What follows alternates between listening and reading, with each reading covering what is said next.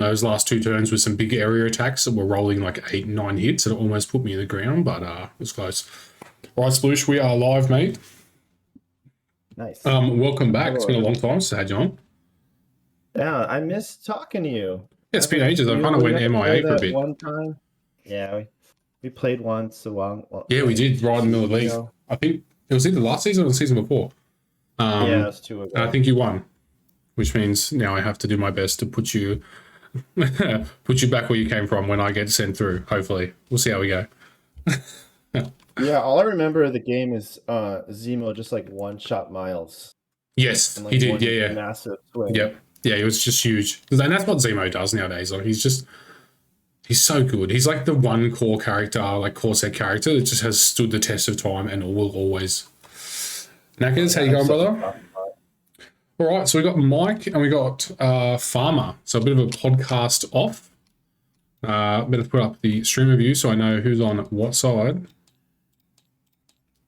So Mike on the right for red, and we'll have right tackle on the left, which will be blue. So that's how I have my orientation, just in case I ever start going like on the left side or top left or whatever.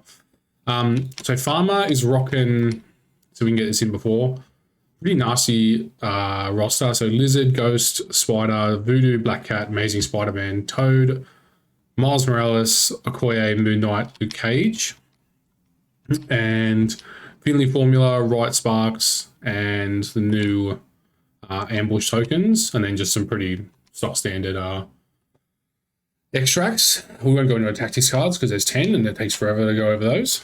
And Deluca's roster is, to be honest, one of the nastiest ones I've ever seen, but it is Webheads and Black Order together. And it is nasty. Both have Black Cat and Dr. Voodoo, which are fantastic characters. Probably the best 2 characters in the game currently. Do you think there's any weaknesses at all? I should probably hit the secures for Mike as well, which is Cosmic, Right Sparks, and Ambush as well. So it's really only different on one of their secures. Extracts is like slightly different. Yeah, I guess extracts is generally what they're going to be picking for whoever wins priority. But yeah, I know you've seen Mike's roster a lot. I've not seen it very much. What do you reckon about it? It's probably one of the most bulletproof rosters in the game. It is. And it really messes with people because, especially with Black Order, I know you know this, but like with Black Order, one of the big arguments is you can beat them if you tech for them.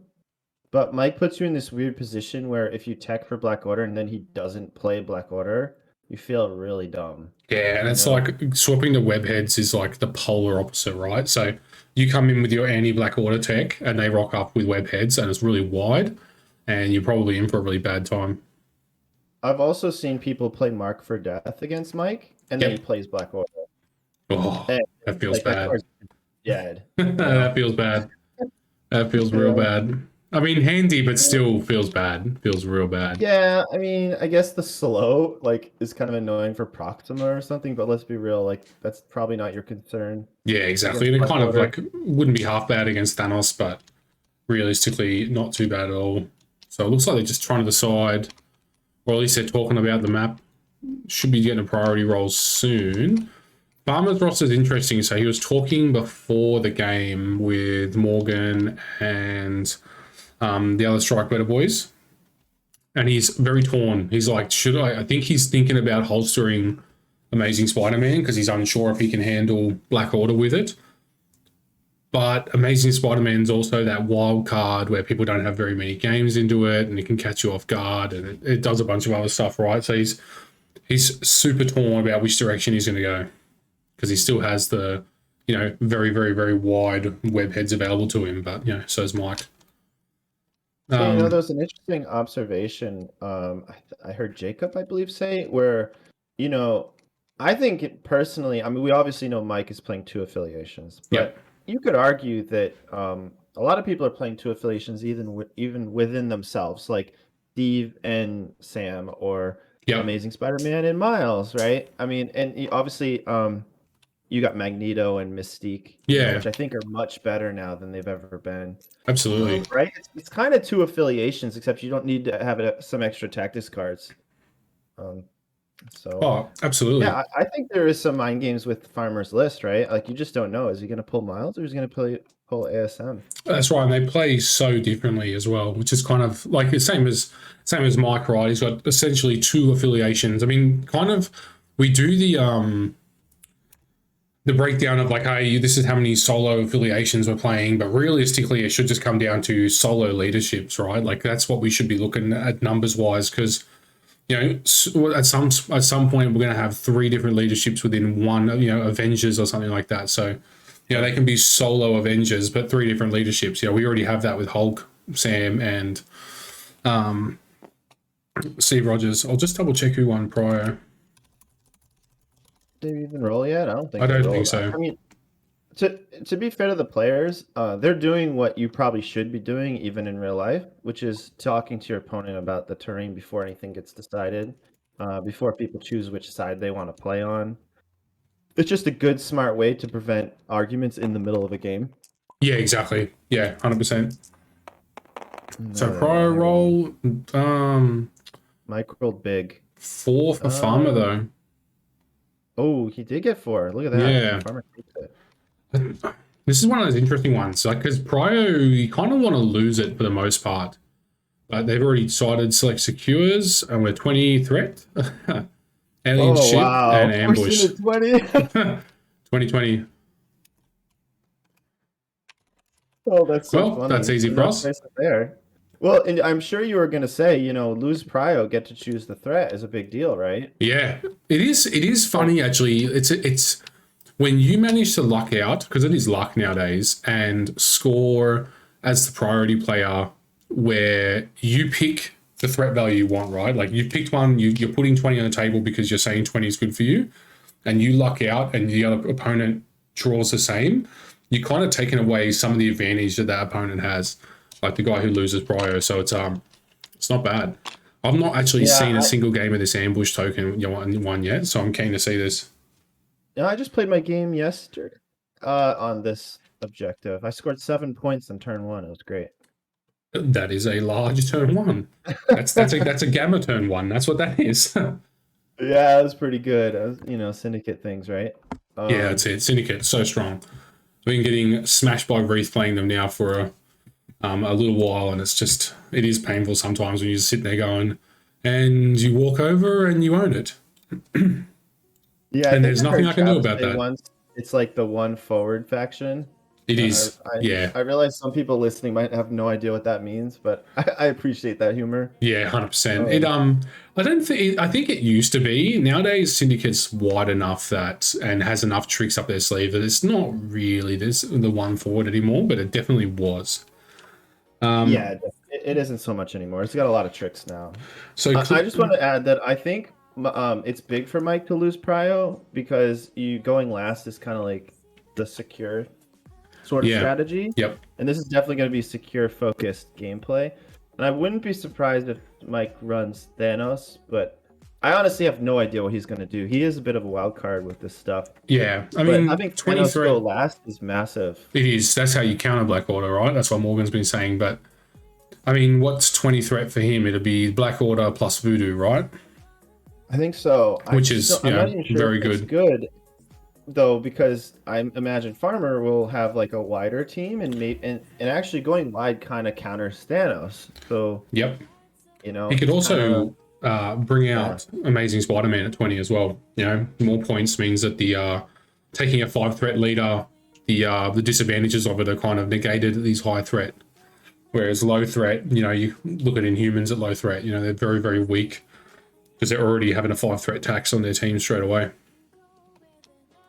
I think though also it's funny, we're kind of joking about losing agency because it's 20 threat 20 threat, no choice. But also Mike having alien ship means that ASM can't just like grab middle, run away. Yep.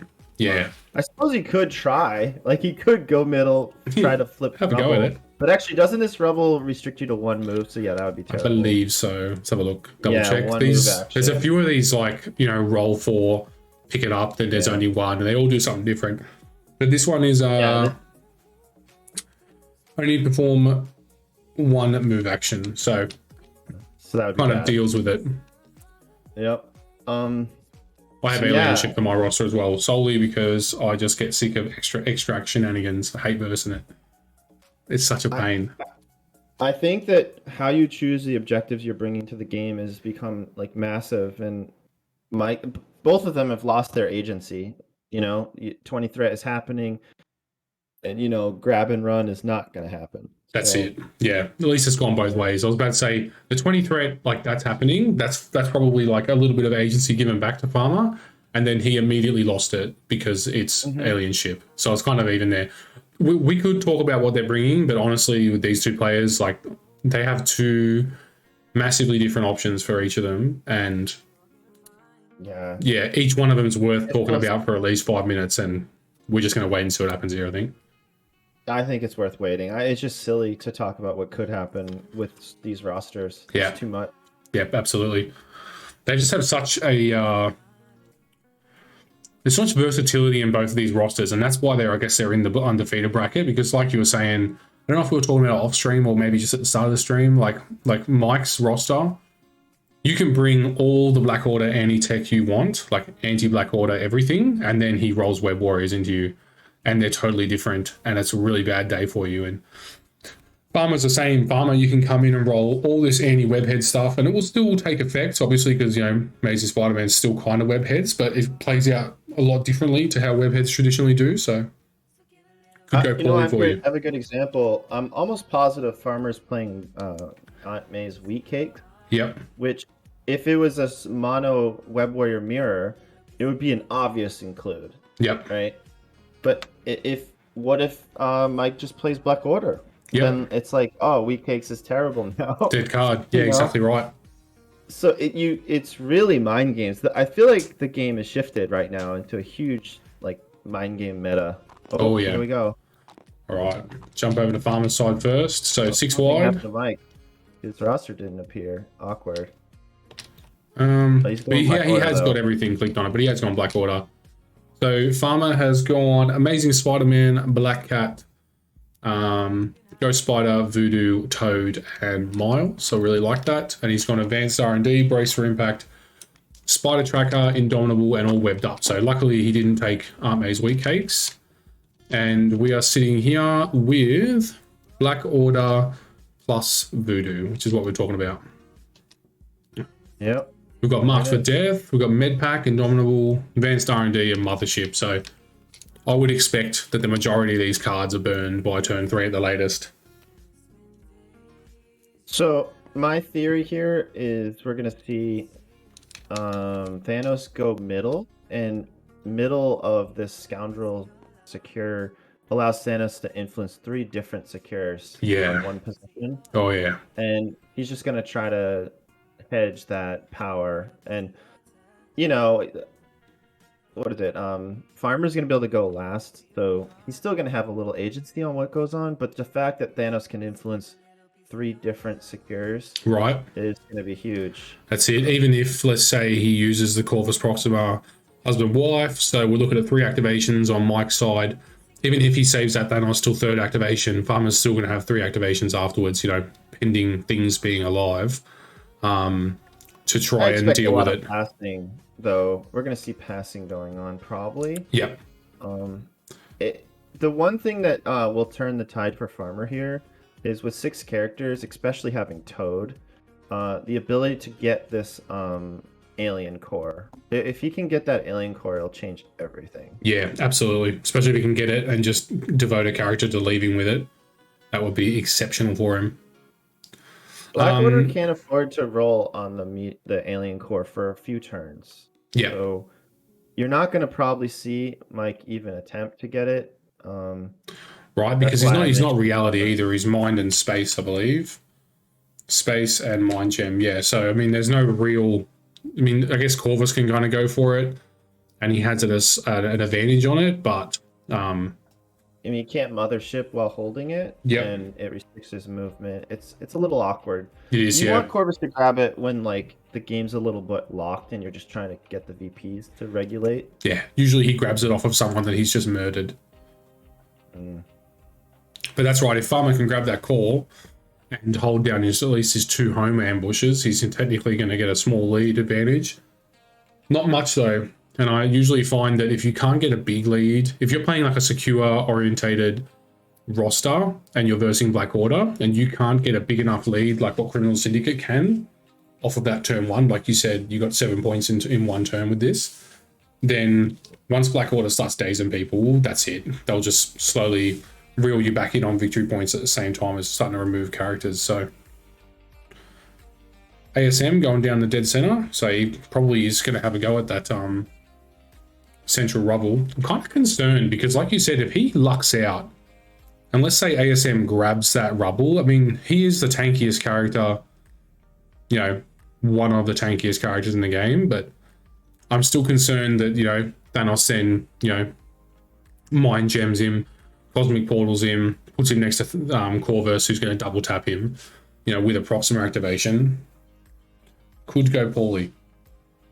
It's possible, actually, this ASM movement is just neutral. Like, he hasn't actually decided anything. Yeah. Because one thing I've learned from playing the Dark Web Dormammu list was that if you put ASM dead center, he can contest both corners. Yep.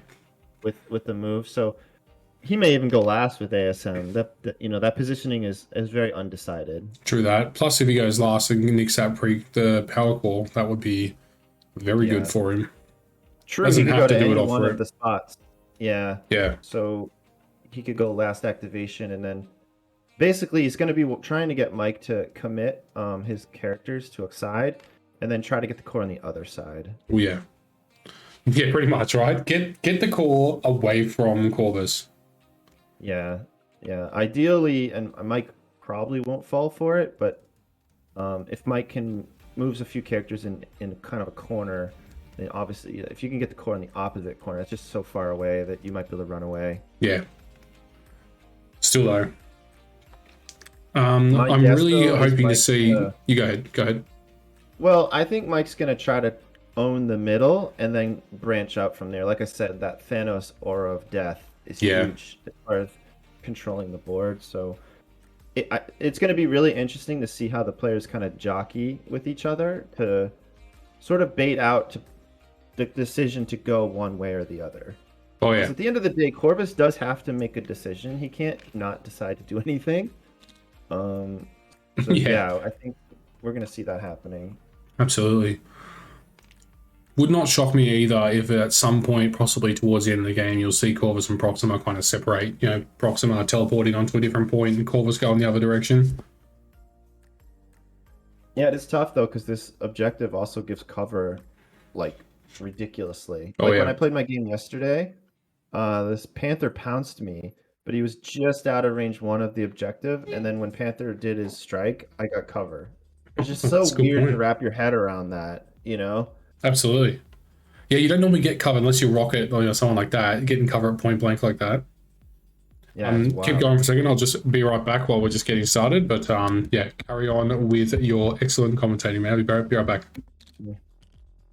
All right, so looking from Farmer's point of view, he's elected to not place Voodoo and Toad. I think his plan, kind of like I said, Toad will be last activation or last placement to try to pick the side that's showing the least resistance. Because ideally you want Toad to hold the core. That is the dream.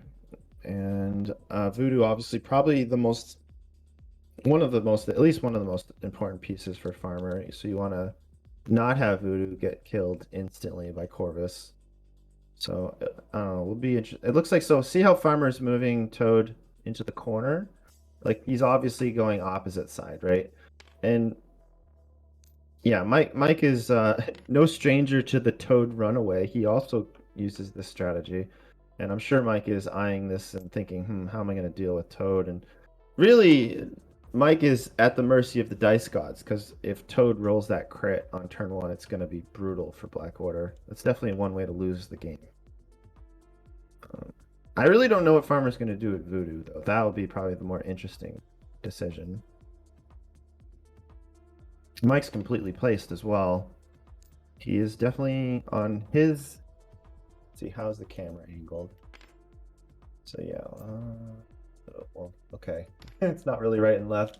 But Mike is leaning north side of the screen, and Farmer is pretty non-committal. I suspect Farmer is planning on Miles going neutral point, and maybe Mike is eyeing that as a possible target with the way he plays. I am back. Sorry about that. Just had some people rock up. Yep.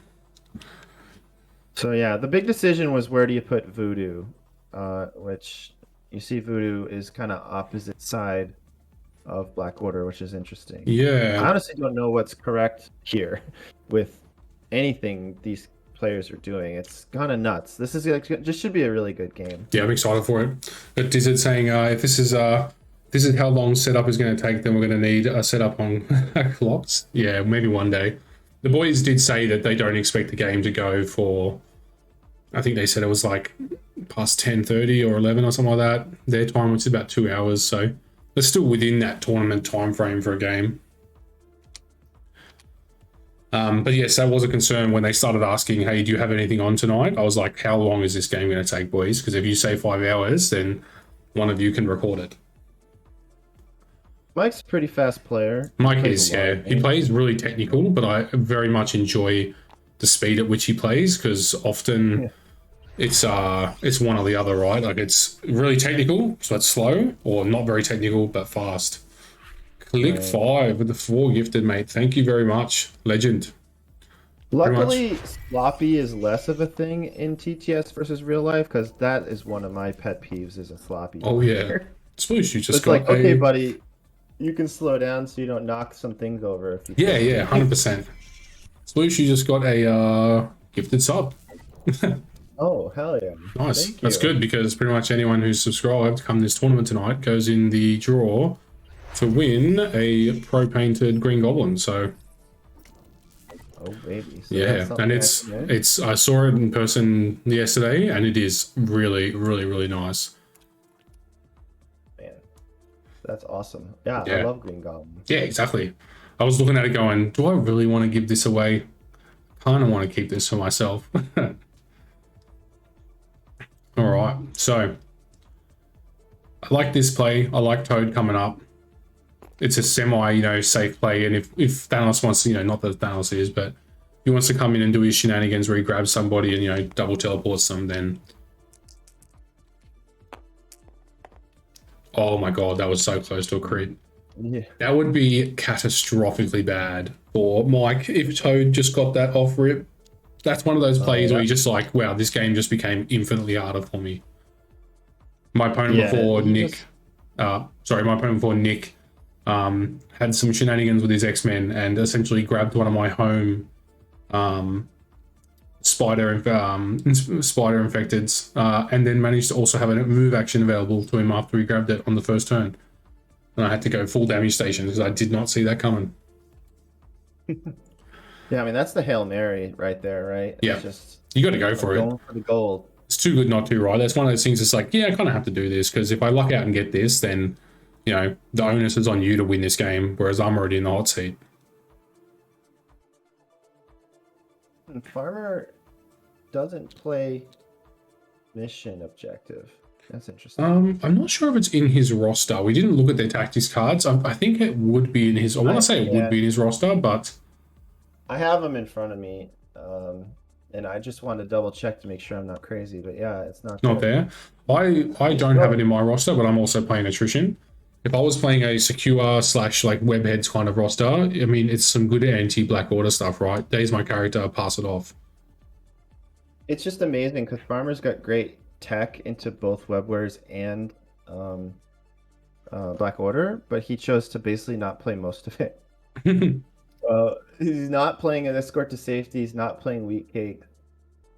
Spider Tracker he did bring, but I think that's pretty good into both. Yeah. He has Heroes for Hire, but he's not playing a character that uses Heroes for Hire. Yeah, Indomitable will be alright. It'll stop that Thanos, wild push. And I guess technically Voodoo has a throw as well. Yeah, Brace and Indomitable are probably decent in both matchups. Obviously much better if he was playing against Web Warriors. Yeah, 100%. He's kind of come in with like these his set of 5 tactics cards he's brought would be good against both, right? Like they're not going to be wasted against Black Order, but they're also going to be decent against webheads if you manage to draw them. We've got Ominous Protocol said Mark for Death is going to be huge here. Yeah, I mean, you got to be kind of careful with Miles. You know, the last thing you want is your Miles getting hit from downtown. But that's the thing, like you can bring Mark for Death when your opponent is just playing Web Warriors and not like Black Order. So it's just insane, the mind games. 100%. I mean, Mark for Death, the added slow, they're not adding dice, and you also can't modify, I believe. They lose stealth, become speed S, and cannot modify rerolls defense dice. So, you know, that is essentially... I mean, you could even play that onto Amazing Spider-Man as well, right? It's only 1 power each. Drop it on ASM, and let's find out what the leadership is. Yeah, good question. Yeah. What leadership do you pick? Priority roll was won by Farmer. Morgan. ASM, awesome. ASM. Love this. Love this. This is where, like, Farmer was telling me he has over 100 games with ASM, right? Like, and it was always a leadership that was going to be like, put in massive amounts of game, learn its weaknesses, and go from there, right? Whereas it's not a leadership that you can just pick up and go, oh, I'll do well with this today. I've got 0 games with it. Like, it requires heaps and heaps and heaps of set plays and setups. I can see that. I remember when he first came out, Pat was playing ASM, and I was like, are you playing ASM's leadership? He's like, oh, no, I haven't wrapped my head around that yet. Yeah, it's a little bit more difficult. Thanks for the follows, gents. I honestly still have to read that card. It's like range 2 to trigger it. Yeah, it's a lot going on. Place, like cost of power. It's interesting as well because you'll see Farmer. I'm really hoping, because I played him the other week as well.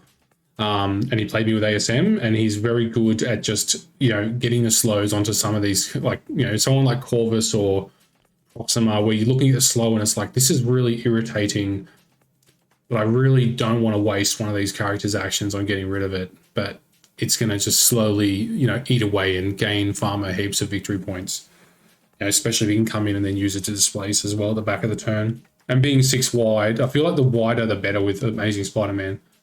Means you have more chances to drop that single power to get a reposition in. Sounds to me like another reason to wish you had wheat cakes. I bet you Mike is killing himself that he doesn't have wheat cakes in his 10. Yeah, I know, right? Webheads have just such a good suite of cards, don't they? Who does? I was just saying webheads just in general just have a really great suite of cards available to them. But what were you saying? You predicted... Yeah, well, I was saying, I think when you were gone, that Miles is pretty obvious, like, safe move over there. Even though I think technically by the evil Thanos math, Miles could actually be killed by Corvus. Yeah, still not safe. Sitting. Yeah, that's actually not safe enough. I think my last game against you played Black Order, and I remember sitting somewhere down around where this number 7 car is and still not being safe. Yeah, I think it was your Killmonger I grabbed and just yeeted him. Yep. Sent into the aether. Jay Deaton says, being hyper-aggressive early with the leadership could be a really interesting way of controlling Thanos and Corvus. Well, Farmers, I think he was a bit unsure leading into this. Like, his head was saying, go Miles leadership, and his heart was saying, go ASM. ASM is like the wild card, right? Like we were speaking about before. Like, it's how well he plays it, whereas Miles' leadership is just, this will do well, 0 effort required. Here's my argument against Miles' leadership anyway, is that it's kind of like why you don't bring Medpack against Black Order, is because like they don't often let you live enough to heal, and even if you heal for 3, does it even matter? It doesn't. Like, it honestly doesn't. Like Corvus and that will just one-shot characters anyway, so even with the single reroll that Miles provides, like, is it really going to change that much? Like, Corvus is probably overkilling some of these characters with low health, like Ghost Spider and Black Cat and Toad, and Miles, 5 health each. Corvus can do 5 health in his sleep. You know, he does 8, 9 damage turns sometimes.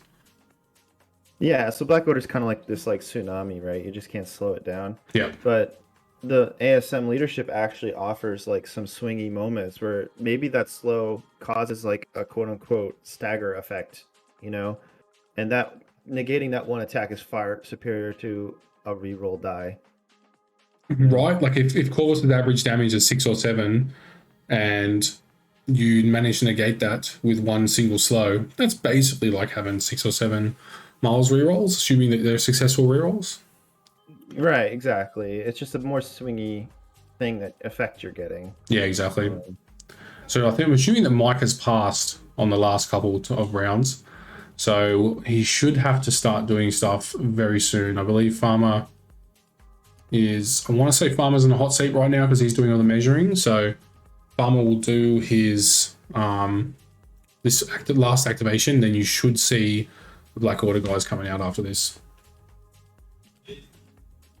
yeah. Farmer so far hasn't actually made any tough decisions, and I think why we're seeing him take this time is because this is the first tough decision. Yep. Quick Five says, yeah, good point. Great responsibility. Slapped so hard on scoundrels though, so I bet that's what Farmer. That's that was a tough pick for Farmer. Yeah, for sure. Some of the rounds that have been drawn the last 2 rounds have been borderline top cut, top 4, top 8 games that have been drawn, of round 4. Oh, dude, Fast Nick against your brother, and then Fast Nick against you. I'm kind of sad I didn't get to watch the game fully because I had to go out and that's all right. Son at a basketball it's already game. Up on YouTube. But yeah, I'll check it out. But yeah, it's been nuts. Merzane played against the runner up of the Chicago tournament. I forget the name of it. It's like Windy City or something like that. And then he then played me, and then after that, Merzane played Pastrami, and that's like 2 cut players from season 6, and then the guy who was like a finalist of an event. Yeah, that's just like his first 4 games. He's now getting into the harder games, right? Like, if he's been winning, he's sitting there like, okay. Well, Merzane got knocked out because Pastrami and I took him down. Yeah.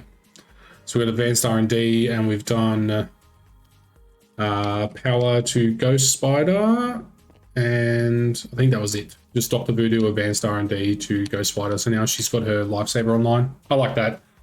Getting prepped to try and save one of these characters. I don't know if that will really help much once Thanos starts doing his tricks. I don't think so, because I think so. The logic is that Voodoo's about to get moved and killed, but now. Hey, 1 second. I've just had a quick crash, so keep chatting. Farmer can, position for the lifesaver, but I think that car is going to be a problem. Oh yeah, because he's going to backstop Voodoo into the car, and I don't know. Maybe you could get Ghost Spider into like this angle where you could pull him out from away from the car. That gets tricky though, because then Proxima could get in his way on the other side of the car, and then he's just stuck there. Yeah, I'm just reloading in. My TTS has self-destructed. You know what though?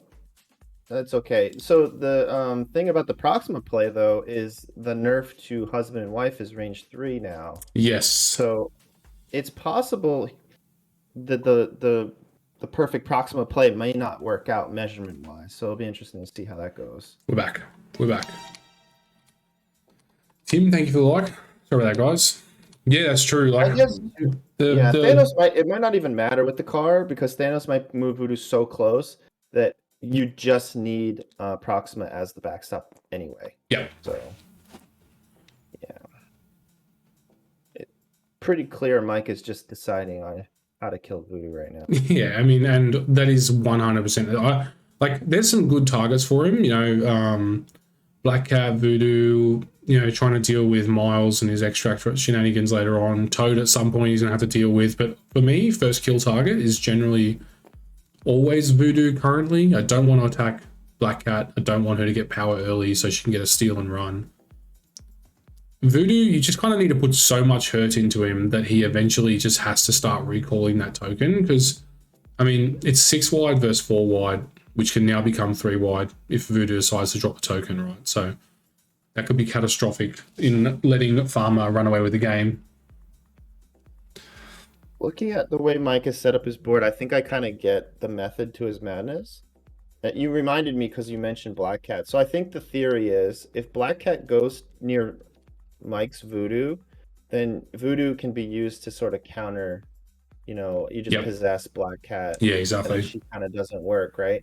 And then if Cat goes towards Toad, that's gonna be fine because probably Corvus is going in that direction anyway, and he's happy to go kill some more characters, Oh, you yeah. know.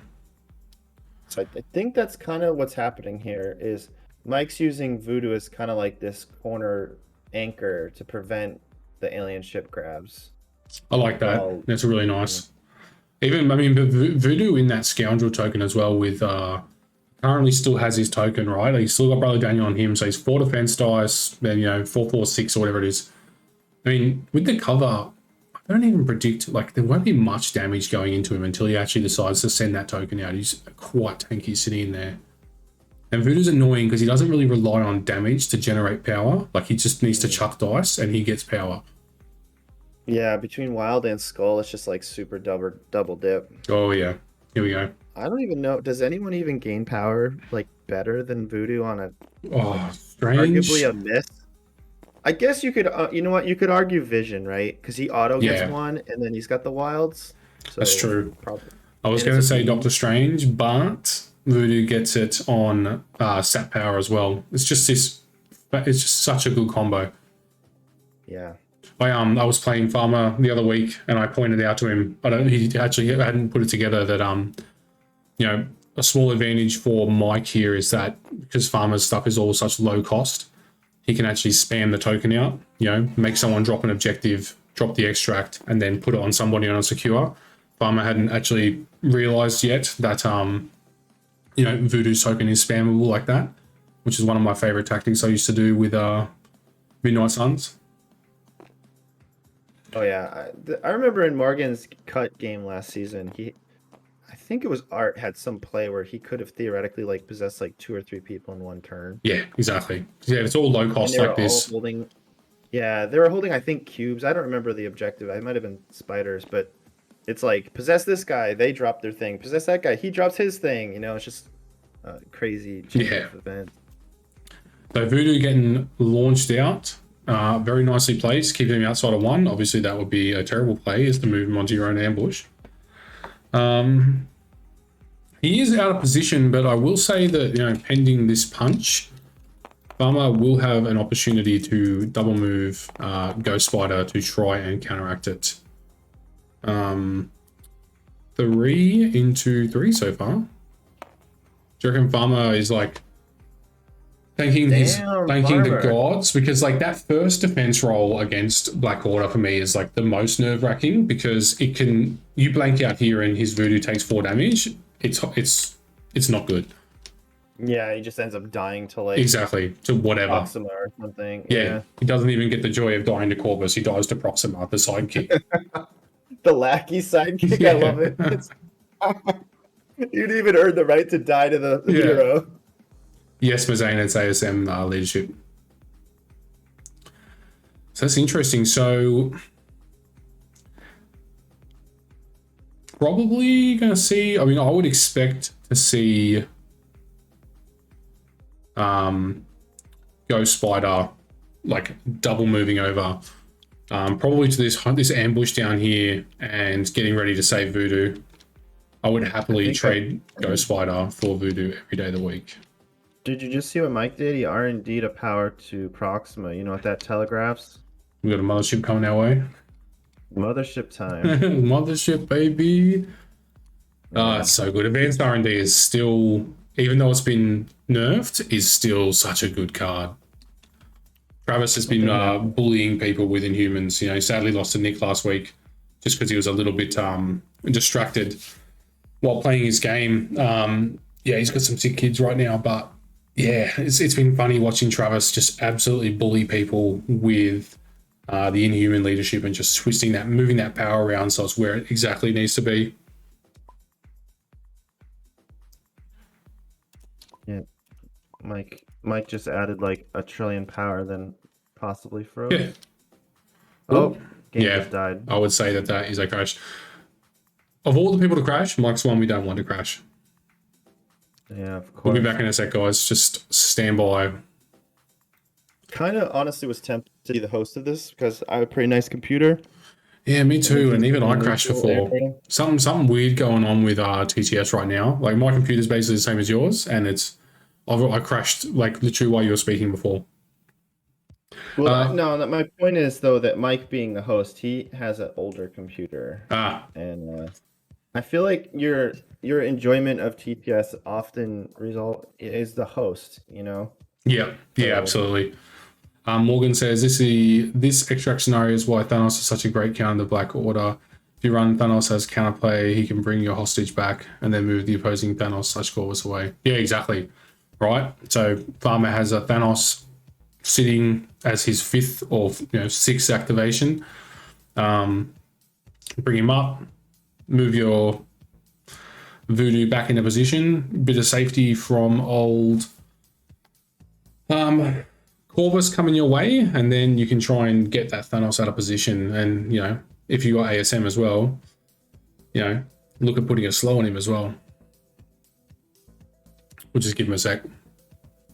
Let's text Farmer and say when, because there's nothing worse as the host, and you're trying to restart the game, and everybody's tending to join it at the same time. waiting. I might jump up a channel real quick and just get him to tell me when to join in. I'll be back in a second. Hey boys, just shout out when you want us to join you back in, or just Farmer, you text me if you want. Oh, we're waiting for the room to get back up. So yeah, so I figured there's nothing worse than trying to restart the game and everyone joins at the same time. So just text me on Facebook if you want. Yeah, I'll shoot you a message on Facebook. Let me find my phone. All right, cheers, boys. Okay, that's sorted. Should be having a rejoin in a second. Farmer said they're just getting the game up right now, and we'll go from there. When I heard Morgan talk about, you were on the episode, you know about this, right? Thanos countering Black Order. Yep. My first thought is, oh god, that sounds a lot like Hired Muscle. Yeah, pretty much. I hate that you have to bring the devil to counter the devil. Yeah. It's not a deal I'm gonna make. Yeah, I've already got deal with the devil in my roster because I have Ghost Rider, but yeah, I understand that's I agree with it, right? And especially playing low threat characters like Guardians, like I can easily take a Thanos and run him wider, but I don't know if I can capitalize on it. Like I don't really have anything else available as far as control is. Guardians is wild, man. I've been loving them. It's easy. And the Cookie was working on this list, and he unfortunately kind of dropped because life was busy for him. But it was basically like Jim, X23, and Honey Badger in every single game. Yep. With Guardians. Oh yes. And I played against that list, and it was crazy town. Yeah, I tried it on stream and very much enjoyed it. I also was experimenting, just off topic, with a convocation list with Magic and Doctor Strange, Sorcerer Supreme, and just using that journey through Limbo plus Doctor Strange's teleport to just continually teleport enemy characters onto Honey Badger. And Magic does it with an Incinerate and just kill things. Oh, that sounds like a good time. It was a good time. Now you just need to convince him to hold a senator and just really take them down. Yeah, pretty much. Here, hold this. Now come with me. I have somebody I want you to meet. Right, that's amazing. Oh yeah. Yeah, some cool combos you can do out there right now. So assuming that Farmer moves up, we know his Ghost Spider's coming up because that's what he was looking at, which is good. I assume that his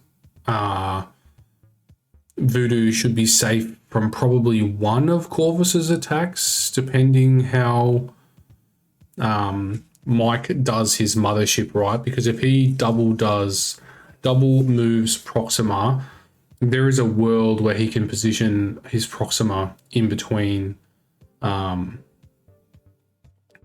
Ghost Spider and Voodoo to stop the lifesaver from happening. Yeah, Mike's gonna have to play it safe and probably double move Proxima to block. But that's some agency for Farmer, right? That he can have Ghost Spider move up, also holding a point while also protecting Voodoo. And oh man, I just got in the game, and unfortunately the rewind is not very accurate. So that's fun. That's all right. I'll just give, no doubt. I mean, everyone knows basically it's one of those things. There's nothing else you can really do about this. Like, those boys are pretty professional. They'll reposition it as close as possible. Yeah. I can't. Oh, because stream reviews up. Are you in the game yet? I am currently doing my first load, but there is a world where this is not going to cooperate. Yeah, I mean, I know you've got to go very far through the planet. Yeah, that's it. Okay, I'm back. Okay, yeah, they're recreating the board state right now. Yeah. Mike's range for template for me has the biggest buttons I've ever seen on it. Yeah, I think I'm seeing like weird letters just floating. Yeah, that's all right. The range 2 template for me for Mike has got all the information for the add remove character tray, hidden zone. Yeah, but it's fine. Fine. We'll make do. As long as it works for them, I don't mind. Based on the current board state, what do you think? Who's advantaged right now? You had some kind of... So I would say that I am expecting Farmer to get 3 of these scoundrels, and he's probably going to have one more shot at that rubble. So there is a world where Farmer gets up 5-2, but it might cost him Voodoo. So, and it's losing Voodoo, like if Voodoo gets dazed this turn, that's one of those things that, an hour from now, when Voodoo's off the table, and he's off the table since the second turn, Farmer's in the gulag because he's just trying to recuperate from it. Yeah, so my thing is, I don't know the dice math, but I would put Corvus taking out Voodoo at like 50%. Oh, you're a kind of person, right? I just assume that whoever Corvus attacks, they are dazed. Like my Corvus math nowadays is 100%. Which I know is completely wrong, but I just assume that Corvus looks at somebody, they're dazed. If they're not dazed, I'll deal with redoing my plan afterwards, but assuming they're dead. The thing is, this is Corvus probably with no power. So yep. He's more like Scarlet Witch, than he is Corvus. His strike is just still so good. Like, with the Pierce and reality, honestly, it just would not shock me if he comes in, does a strike, it's like 5 damage or something ridiculous, and then he just, boom, nails him for 1 more, and then he starts the next turn with 7 or 8 power, It just doesn't shock me anymore with Corvus when this happens. I've been Corvused too many times at this point. My season 2, I think it was, season 2 or season 3, second league game, I opened the second turn with having 1 character out of 5 not dazed. And the best part was that because I had to field dress, I still lost priority. I think I remember, wasn't that season 3? Because I think so. You actually played against a friend of mine. I think so. Lord. Yes, yeah, that was it. And I remember just sitting there going, it's funny, we talk about it sometimes on Strike Better, but I remember when Corvus Proxima were released, I was like mid-meltdown, just like, this is the most broken thing that has ever been released in the game, and no one believes me. And then Reality Gem came out, and I just stand vindicated now. 12 months later, still vindicated. Some people might not remember, but I'm pretty sure that was when there was drop-off rocket boots. Yeah, drop-off rocket boots, all the good stuff. You're looking at Proxima, long moving, taking Corvus with her. You've still got Mothership as well. Like, it was just so bad. Well, you had husband and wife, and Corvus got 3 attacks. Yep, turn 1. Yeah, and if he spikes, he can then turn it into like flurries into just killing your whole team. It was so bad. Plus, we didn't have as many secures and extracts available to us, so often it was just Gamma. It was Gamma and Infinity, like it wasn't good. I mean, that Florf is a guy I knew from Legion. In Legion he was a pretty smart, good player, but he was like super rookie. And I remember he was doing like some genius things against you, and then just like the derpiest things, like he was going around cars with his characters. Yeah, we were all learning back then. Yeah, but it was like his like fifth game when he played against you. Yeah, exactly. But he It just was had just Black so Order. silly. But So looks like Farmer's checking a few things. So he was looking at Ghost Spider to go to the top of the board before. I don't know what that accomplishes for him, except for just positioning to save the central objective.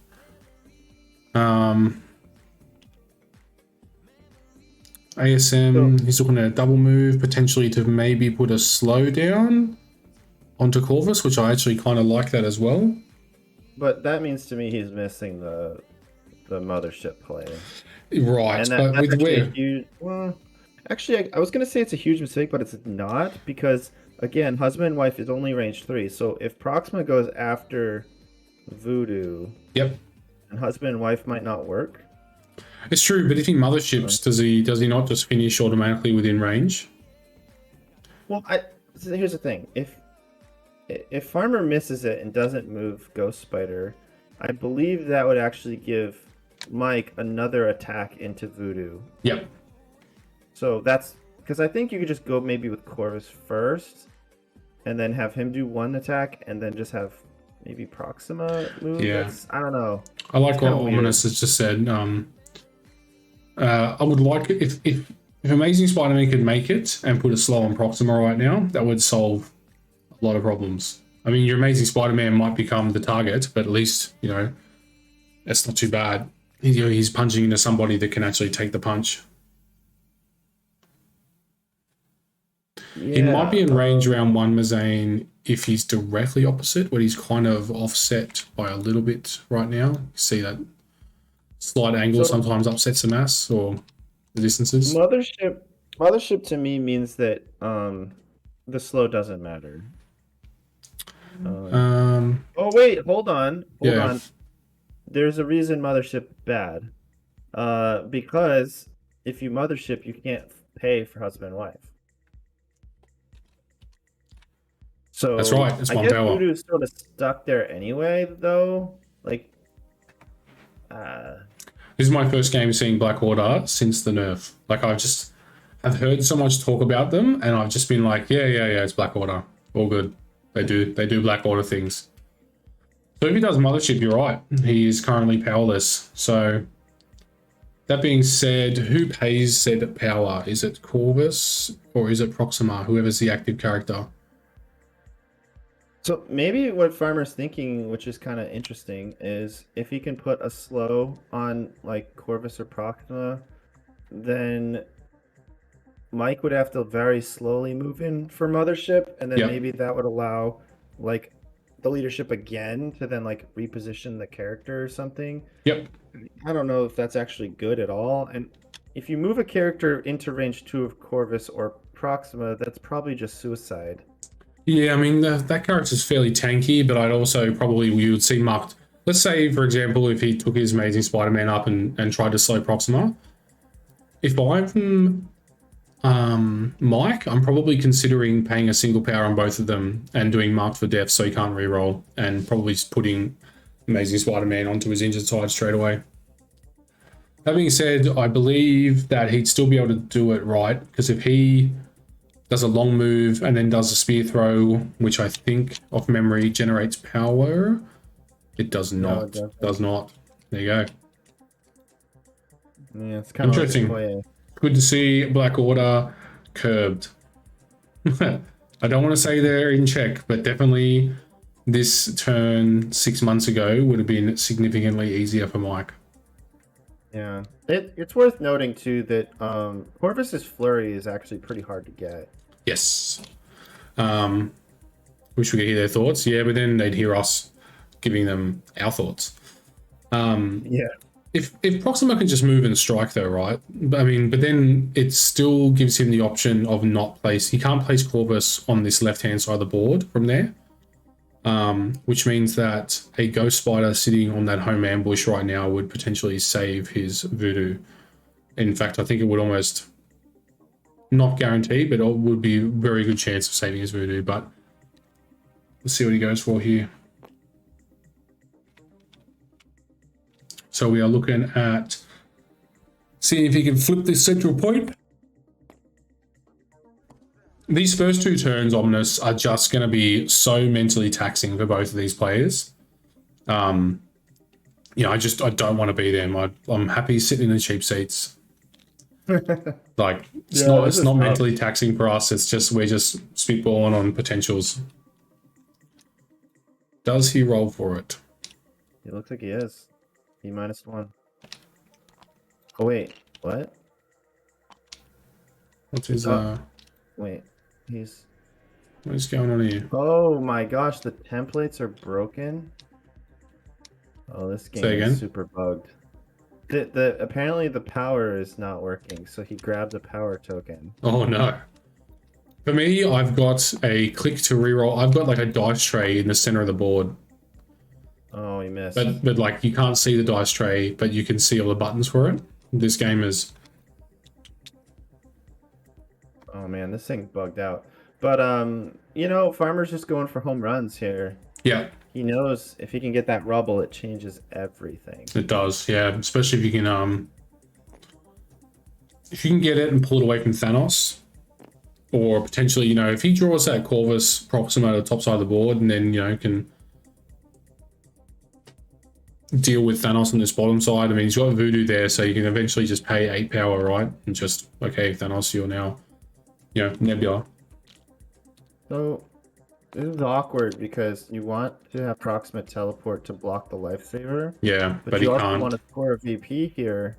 I think he's had to choose the lesser of the 2 evils here and just assume that if he gets a damage with a strike, he can then mothership and still do the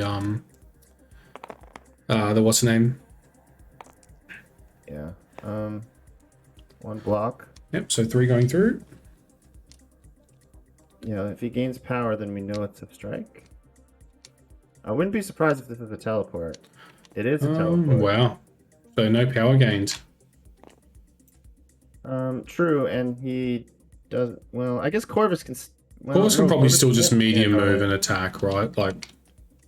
No, I actually think we might see a mothership. I guess you're right. I mean, he could just move strike and then block the lifesaver, right, and save mothership. Yeah, I mean, but even if he does mothership and then doesn't do a husband-wife, that Voodoo's not getting out of there. There's no lifesaver. There's no play available to Farmer to save said Voodoo from still being dazed by Mothership Corvus. No, I don't think there's any. I think he's held off on it though.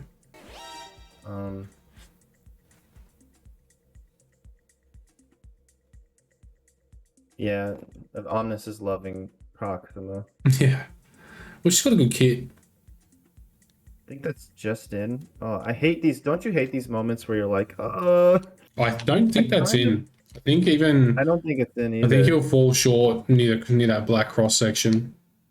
Yeah, I think he's seeing it as well. So he's checking for mothership. Yep. So. Would you try mothership onto the creep power call? Let's say you gain a little bit of power from the attack as well. It would be good for Mike if he then immediately flips it, right? Yeah, probably.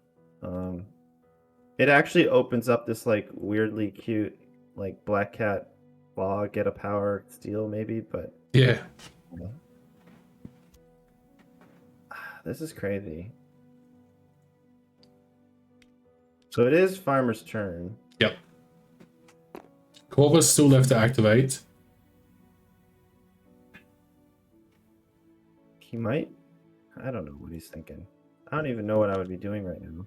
Again, you can probably still look at the slow. I kind of personally think Farmer messed up by not getting Ghost Spider promptly to help Voodoo out, because that attack could have been prevented. Do you mean if he got there before Proxima? Yeah, I guess Mike's, because of the mothership play, theoretically, Mike could then move Proxima again and then mothership Corvus on top of Ghost Spider, which would have been pretty brutal. Yep.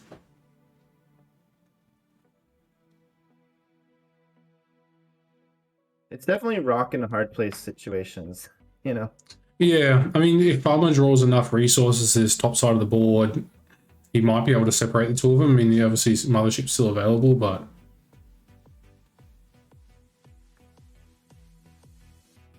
I mean, honestly, for me, next turn, you're going to see, let's say Voodoo doesn't change with how he is right now. He goes to 4 power next turn. I guarantee you with one attack, he'd be unlucky having to do 2 attacks. He'd be able to get to 7 power to put his token onto Thanos. Well, Black Orders can have prio, so... Oh, yeah. I mean, they always have prio. If Voodoo dazes now, it is a big problem.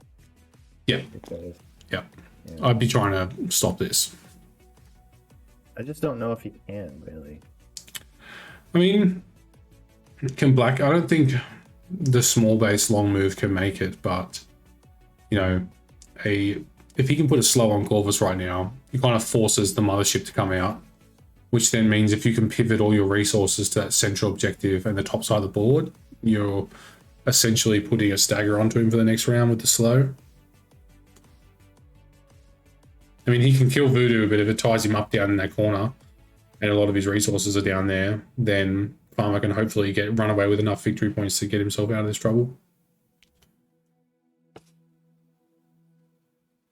I think Black Cat's going to end up sitting on that other point. So really the only interesting play Ryan has is Ghost Spider. Yeah, I just don't know if it does anything for him. Because, like, Proxima's there blocking it already. Yeah, exactly. It's tough. And she can't push Thanos with her web attack, the impact webbing. I know, but she can, like, pull him. She can, but the card's blocking. True. Right? If he heads down, yeah, there's no world where that doesn't block. No, if he pulls him towards Thanos, towards Corvus, it's possible. I honestly don't see a very good play for Ghost Spider here. That's it. I've thought that before about sometimes, like, when you sit there watching webheads, but then when you watch a seasoned webheads player, they do something that is so good and so, like, you have to be a seasoned player of that faction to see it, that it catches you off guard. So I'm waiting to see what happens here. Look at Mike's positioning, right? Voodoo basically isn't moving. Thanos isn't moving. If Proxima gets moved, it's probably even worse for you. So there's really no good pulls. Yeah. Do you cut your losses and, you know, send up someone to contest Voodoo and, you know, capture the bottom scoundrel and try and capture, you know, 4 out of 5 of them? Let's say he lucks out, gets a creep out core on the way through. She could go for the core on Voodoo's side and hide behind the building and just, again, go for a home run. Yeah. Because that's one of those things, like, this is a wide enough objective, secure, where you could very quickly run away with a game points-wise, and then being 6 wide on such a big spread-out style map, make it impossible to be wiped from the board. So you can just get it to a point where, you know what, I'm winning this game on points no matter what, I just run away and stay safe. Make it so you can't wipe me and go from there. Because you only got to win by 1, right? Yeah, another big deal is if Mike does use his mothership, and then, like, say Ghost Spider gets the core on the opposite side. Oh yeah, it's hard. It's not good. Mothership's like the biggest counter, you know, to someone getting that core. Yep. And Mike's using it now. So, I would probably save it in that regard then, because, you know, Thanos can double move. Right. I think Mike sees blood in the water, right? Like, taking out Voodoo is his win condition. I mean, if you're a Black Water player, you always see blood in the water. Yeah, I just wonder if Farmer I mean, and I'm not saying I'm right, but I do think maybe you keep going with the Hail Mary plays. And possibly, yeah. Ominous has said I would definitely be wishing Toad was on that secure right now if I was Farmer. And then Mazane's asked, can he sit on the objective and also interact with the rubble? I don't know. I mean, it'd be close. If it was maybe one size bigger, absolutely, but yeah, as a small, I don't think he can. That'd be crazy if he could. You're making me wonder. It looks just out to me, but the Ghost Spider coming up. Wonder Did you ever just wonder if AMG like did this on purpose? Like, did they actually measure this stuff out? Oh, I don't know. Yeah, that's a question for the developers, right? Like, how much Yeah. did they really know? Did they do test games and, check it out? Or is this just a happy coincidence that this has happened? Right. And then I'll tell you how you'll know it's a happy coincidence is one day there'll be a medium-based character that can interact within 2. And when that happens, you know that they haven't thought about it because that'd just be ridiculously good. 40k TV. Hey, brother, how are you?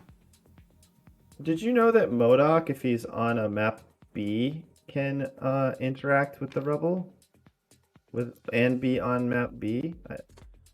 But he's large base. I mean, obviously, yeah, large bases can do it. Yeah.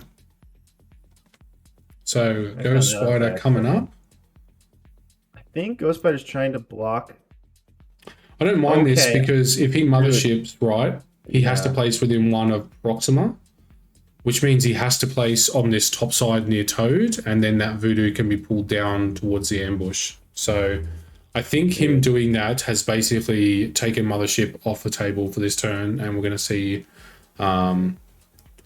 we should see Corvus move and attack. He's probably just going to move and attack Ghost Spider, to be honest, but we'll see. Yeah, I wouldn't be surprised. Right, because he already checked the measurement before. I don't think that makes it.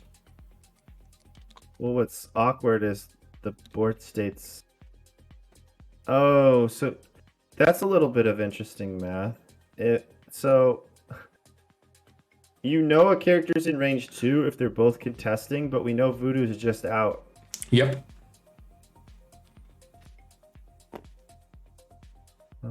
There are people out there that know these measurements. Oh, yeah. Perfection. Definitely not me. Yeah. So he's not going to make that ambush either. So if Corvus wants in on this, he's going to have to do some shenanigans here. What do we got available to us? Yeah, he's out. Doesn't have enough power for a death blow. Crazy. He doesn't have the Angela range 4 attack with a pursuit. So he's either going to choose violence and hit Ghost Spider, which is probably what I would be doing personally. She's a consolation prize to Voodoo. Yeah. I kind of think you give up the VP and you just get some power off of Ghost Spider, knowing that next turn is going to be like the big kill turn. Yeah. Yeah, and you're getting 2 great targets as well, Ghost Spider and Voodoo. Ooh. 3 into 1. We have a wild, so it's supposed to be pierced, so 3 will go through. That's a lot of power. It is. I mean, Ghost Spider's still alive, so you'd be kind of happy with that if I was Farmer, because you know that she can't die next round. You've got at least 2 more rounds available to her. What's kind of interesting is Corvus wants to hit you hard, right, and gain a ton of power, but now Ghost Spider only has 2 health remaining. So if he chooses to do like the big attack, he only can get 2 power back, which messes up the math for killing Voodoo. Yep. That's kind of... Yeah, it's funny like that sometimes, having a character live on just that little couple, you're sitting there going, oh, well, you can hit me as hard as you want, but you're only going to get 2 out of it. Yep. Man, props to Farmer, though. I like the big brain play right there. That was awesome. Absolutely. If one of them... You even said it. We don't have an idea, and then those Web Warrior experienced players, right? They come up with something. Exactly, yeah. See, me personally, I would have been tunnel visioned on the fact that Proxima's now blocked my lifesaver, and I would probably not have thought about, unless I was given a really long amount of time, repositioning the lifesaver in such a way that it pulls my character towards my opponent's starting edge, and that's a safe place. Yep.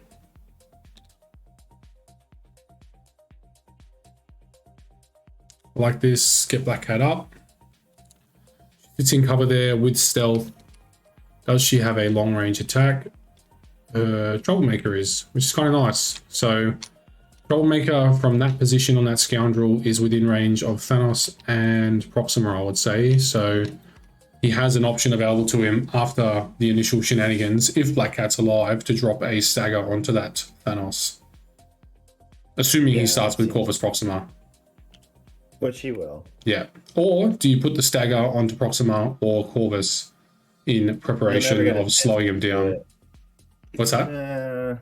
No, I think you probably end up staggering Thanos, and it Yeah. keeps you in a safer distance.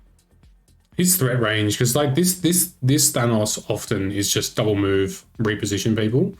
So Yeah. Also, keep in mind, there's no way Mike's gonna activate a Thanos like second activation. He's gonna pass, right? So you have a lot of time to kind of like jockey that stagger. It's kind of like a game of chicken, you know? oh yeah, exactly. Oh man. Isn't it funny that there's 5 characters next to the 1 point and none of them are on it? Yeah, that is, that is pretty funny actually. I mean, it's interesting, right? Like Mike has had to go, and he's obviously moving towards his greater evil plan with Black Order. But at not any point was he able to sit a character on that ambush because of how Farmer was positioned. Keeping himself available with a lifesaver, to pull Voodoo down, which means that Proxima had to get out of position, and yeah, it's interesting.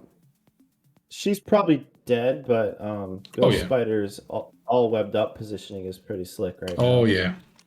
I mean, just if one of them can manage to survive, which the odds of that is essentially 0. They're all webbed up play there, and they're just leaving. Just walk away, move into up where ASM is and stuff. Who's actually on the point? No one. Not a single person is on this ambush.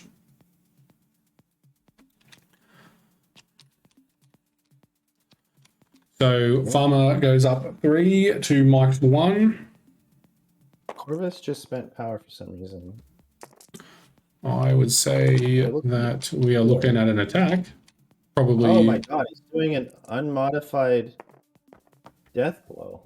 That is. I mean, he's got still decent odds to make it large.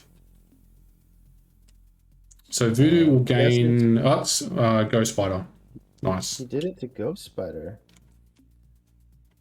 I mean, did he get the flurry? Odds, Crit in the wild? Flurry. What is the wild? What is the shield? Wild?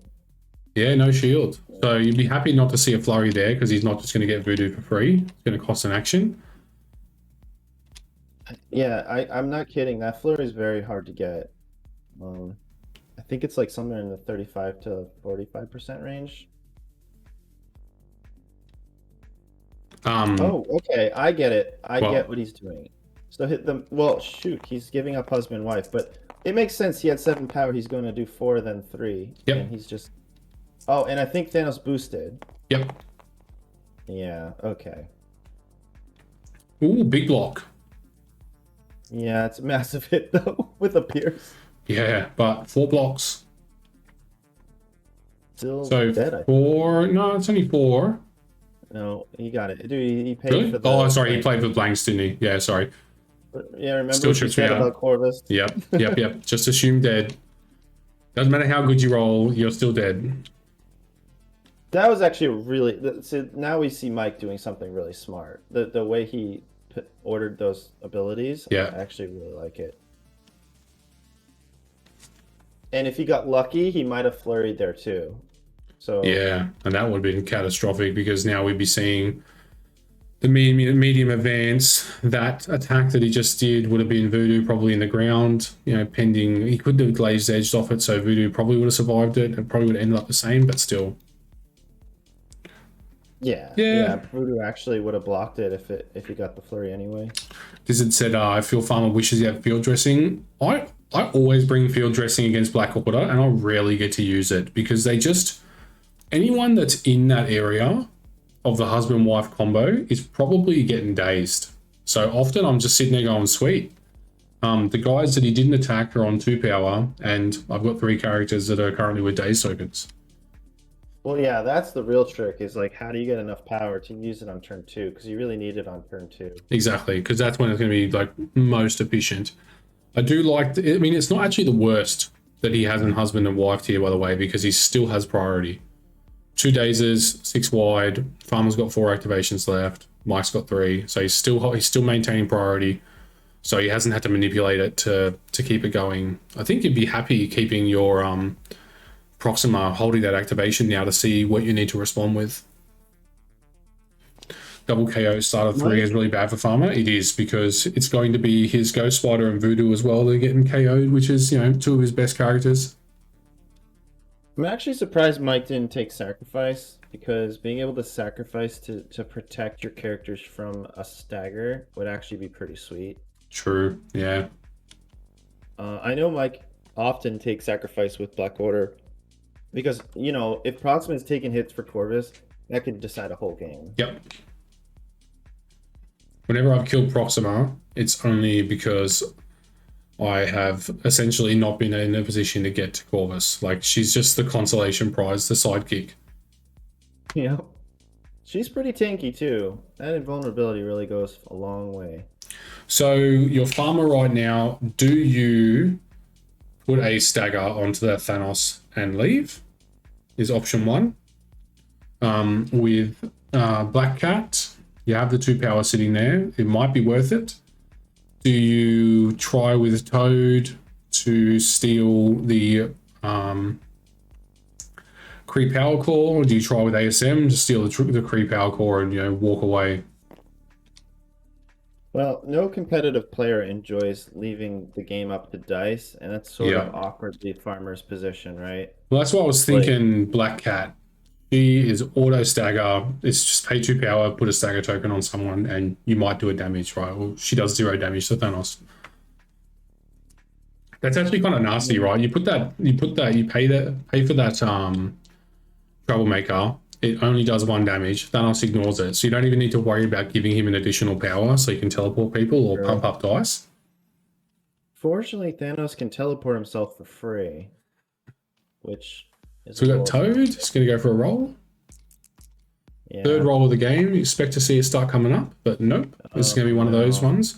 Honestly, this is why I don't. Honestly, people have blown me up about it, but I don't really roll for these things because I'm not one of these people that flips them. I just kill the person that eventually flips it. Yeah, I just wait for you to roll it. When you roll it, I'll try and kill you. Yeah, you know what? I always look, but Farmer didn't roll a skull either, because you always think, oh, what if he had Reality Gem? It would have got it, right? But yeah. I don't think Farmer rolled any skulls either. No, he hasn't. He's done it 3 rolls now, and he's missed.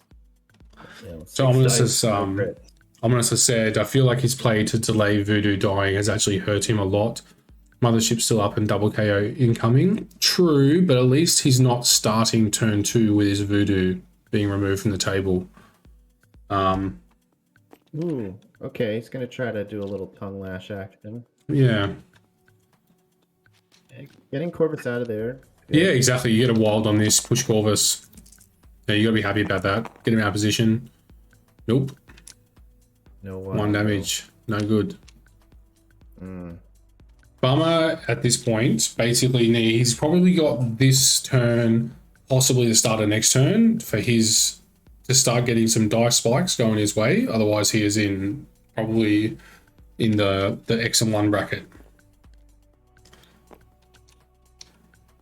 Oh my gosh! Do you know another wacky thing is the way cover works with this objective is you have to be on the same token. Yes. Yeah. So anyone that is not on that token right now. So all the Farmers guys have cover from the rest of the Black Order roster. Yeah, so like Toad, I mean Corvus had cover from Toad. Even though they're both on an objective, they're not on the same objective. It's so weird.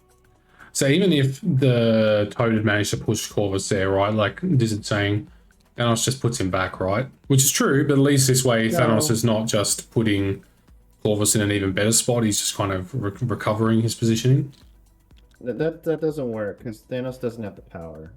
He used it for his free for Space Jam. No. You can't space your teammates or mind or whatever. Oh yeah, it's got both. It's got both. Yeah. You can move teammates and yourself. Yep. Okay, that's true. You can just do whatever you want. All right, that's what Black Order is. When I ran Thanos at LVO, I had power on him because I actually like to have that perfect 4. Yep. Because then you can do 3 displacements in 1 turn. Yep. But I'm a little rusty on the Space Jam. It's been so underplayed until this point. So we've got Proxima's done a move, and now she's probably doing her strike into Toad. 2 hits, one's a wild, so I'd say that's going to be 2 damage. I'm guessing it's another spear throw, right? No, I think he went for the yeah, he went for the strike, right? Because the strike is one same dice, but this way he can have a chance at interacting with the rubble. Because if Mike can get that rubble right now, then he's in a great position. He's equaling Farmer on points every turn, and he's going for it. Nope. Miss. Thank God it wasn't Corvus. Yeah, he got the reality stone. Okay then. Wait. He is done? Yeah. So this will be Proxima done. So now it's Farmer. He's still got priority, so he's not in a massive rush. Black Order is just so difficult to play against. Like it's one of a well played Black Order. Just you cannot make a single mistake or suboptimal move. Otherwise, you're just going to get pounded. Yeah, it's hard to disagree, and I think both players are playing really well. It's possible Omnis is right, and you just let Voodoo die, kind of like the bait.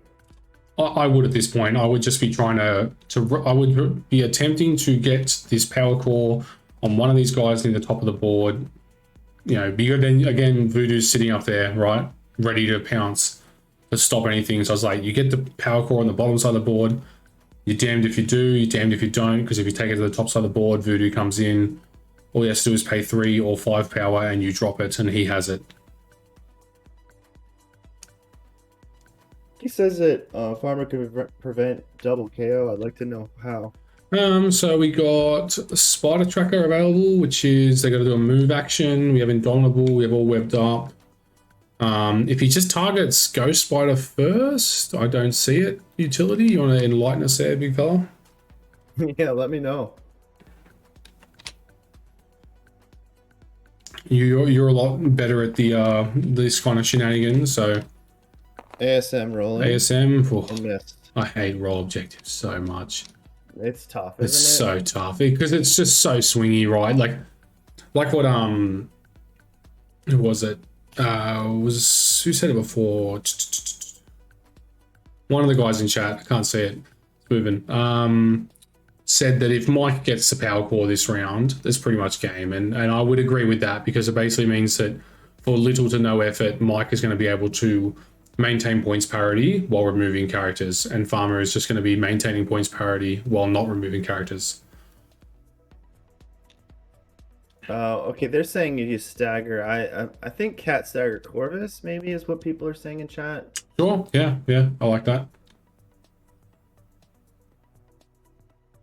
You're right, and like you said, the flurry is not guaranteed, so even if he does do one massive activation on Corvus,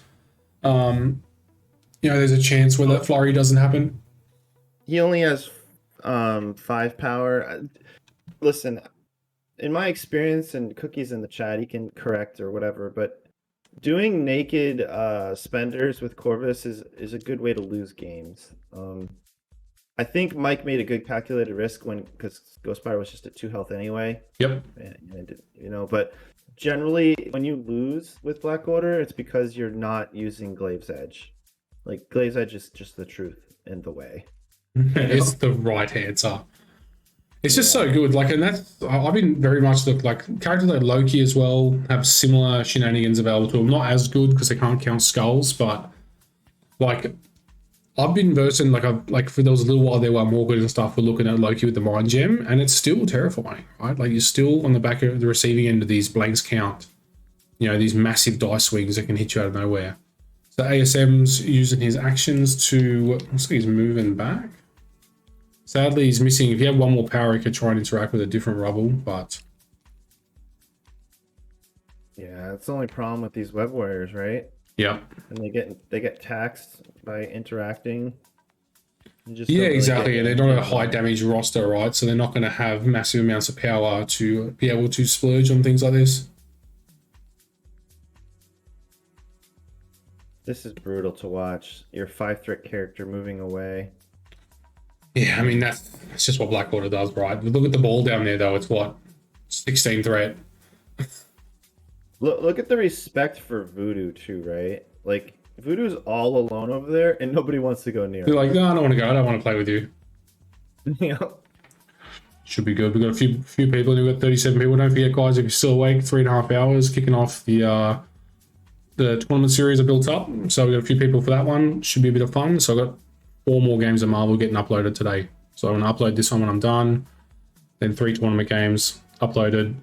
And then you'll see me go dark for 2 days as I try to pick up the pieces of my brain.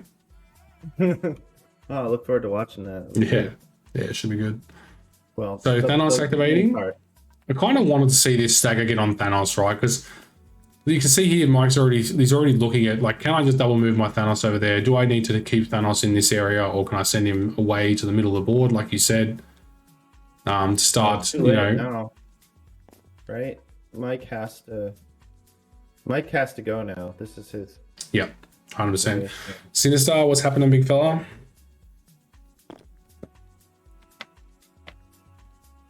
So I think the dream for Mike would be to somehow get people off that, like, Toad and Cat point while also moving ASM off a point. Yep. But he's kind of low on power because of what he did with Corvus. So Yeah. I don't know. He can't really do that much. One more power and he can do a drive-by. Just drive-by, Mind Gem on the way over to ASM. Not a lot, man. Yeah, that's awesome, Sinister. It's good. What's going on here? I didn't know you could do that. What? Oh, you know, you just see like three things down at once, and they drop the base and they re-pick up the base after they've gotten rid of it, and it's always messy. Yeah, I mean, as long as you leave the movement template on the ground, he's allowed to position anywhere on it, right? Yeah, So. yeah, 100%. So moving Toad over, getting him set up with a very nice backstop to punch him into oblivion. True. This will get him the power to go after ASM. Yeah, next turn though. I probably still will go for the punch here, because if you... Yeah, I think you can teleport and then range 4 move ASM off that point. Double wild. Double block. Oof. Okay. Blocks are good for farmer. Yeah, we should be happy for it, but it's still, even with good blocks, 2 days characters, right? Well, the reason that matters though is the extra power. He could move either Cat or, I think, teleport move ASM. So, like, that's kind of a big deal to not gain 1 power. Yeah, absolutely. Do you think he still bothers to punch him and just put him into the car? I think he's done, right? Because I think he moved and then it strike. No, I just mean he rolled a wild. That's all. You know, does he still throw? Probably hit him into the car. Why not? I don't know. Yeah, I mean, what's it do? Puts Toad on 1 extra damage, 1 extra power, 3 power on Toad. What are we looking at? Yeah, less chance to slippery. Any accusers? I can send one in. Uh-oh. Accusers, assemble. One of you into the channel, please. That's funny. Yeah, come on, chat. Show your accuser stripe.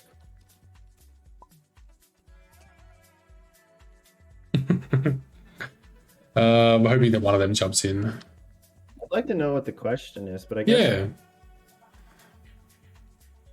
I mean, if you want, maybe go in there and spy and just so people can hear what the question is. Yeah, I'll dive over. Hey boys, I think someone's on the way. Cool. What was the question, if you don't mind me asking? Does Thanos' throw on his builder trigger slippery? Because I don't know if the throw is part of the attack. Yep. So I'm not sure. I would love to say that I know, but I don't. So carry on. I've never read the rules. Yeah, I'm like 50-50 on it. I think Morgan said he's jumping in. Cool. We can test his accuser kung fu. Hey, Morgan. Yep. So I'm not. Hey dudes, how you doing? Does Hey. Thanos' throw on his builder trigger slippery? No, damage by the attack. The throw is not part of the attack. Wasn't sure if Okay. it was. Thank you. Cheers. Thank you. Okay.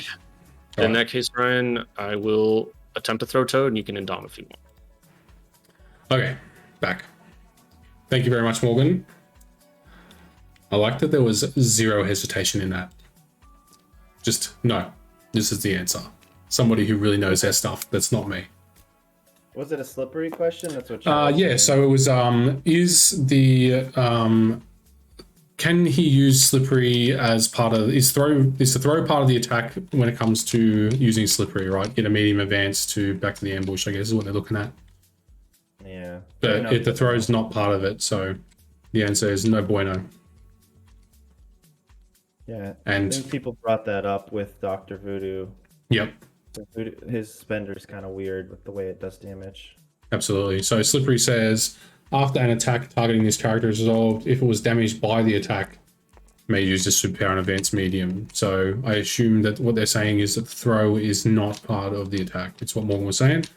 Thanos interacting with that rubble, still no creep power core popping up. I think that's like 6 misses. Yeah, you'd be getting frustrated. Like it should have happened by now. But everyone's got stories of these, right? Where it's like, hey man, like the creep power core didn't appear until turn 5, and it was like multiple tries a game, multiple tries a turn. Like it can be very painful. Farmer desperately needs that power core to come up now, and needs to come up after Voodoo activates. It's what he needs to happen. It's like a 25% chance or something to get it. I think it's something like that, maybe right? one. Yeah, exactly. Yeah, I'm no probability man, but yeah, and I think 2 dice, 1 in 8. If you're Corvus, it's 2 in 8.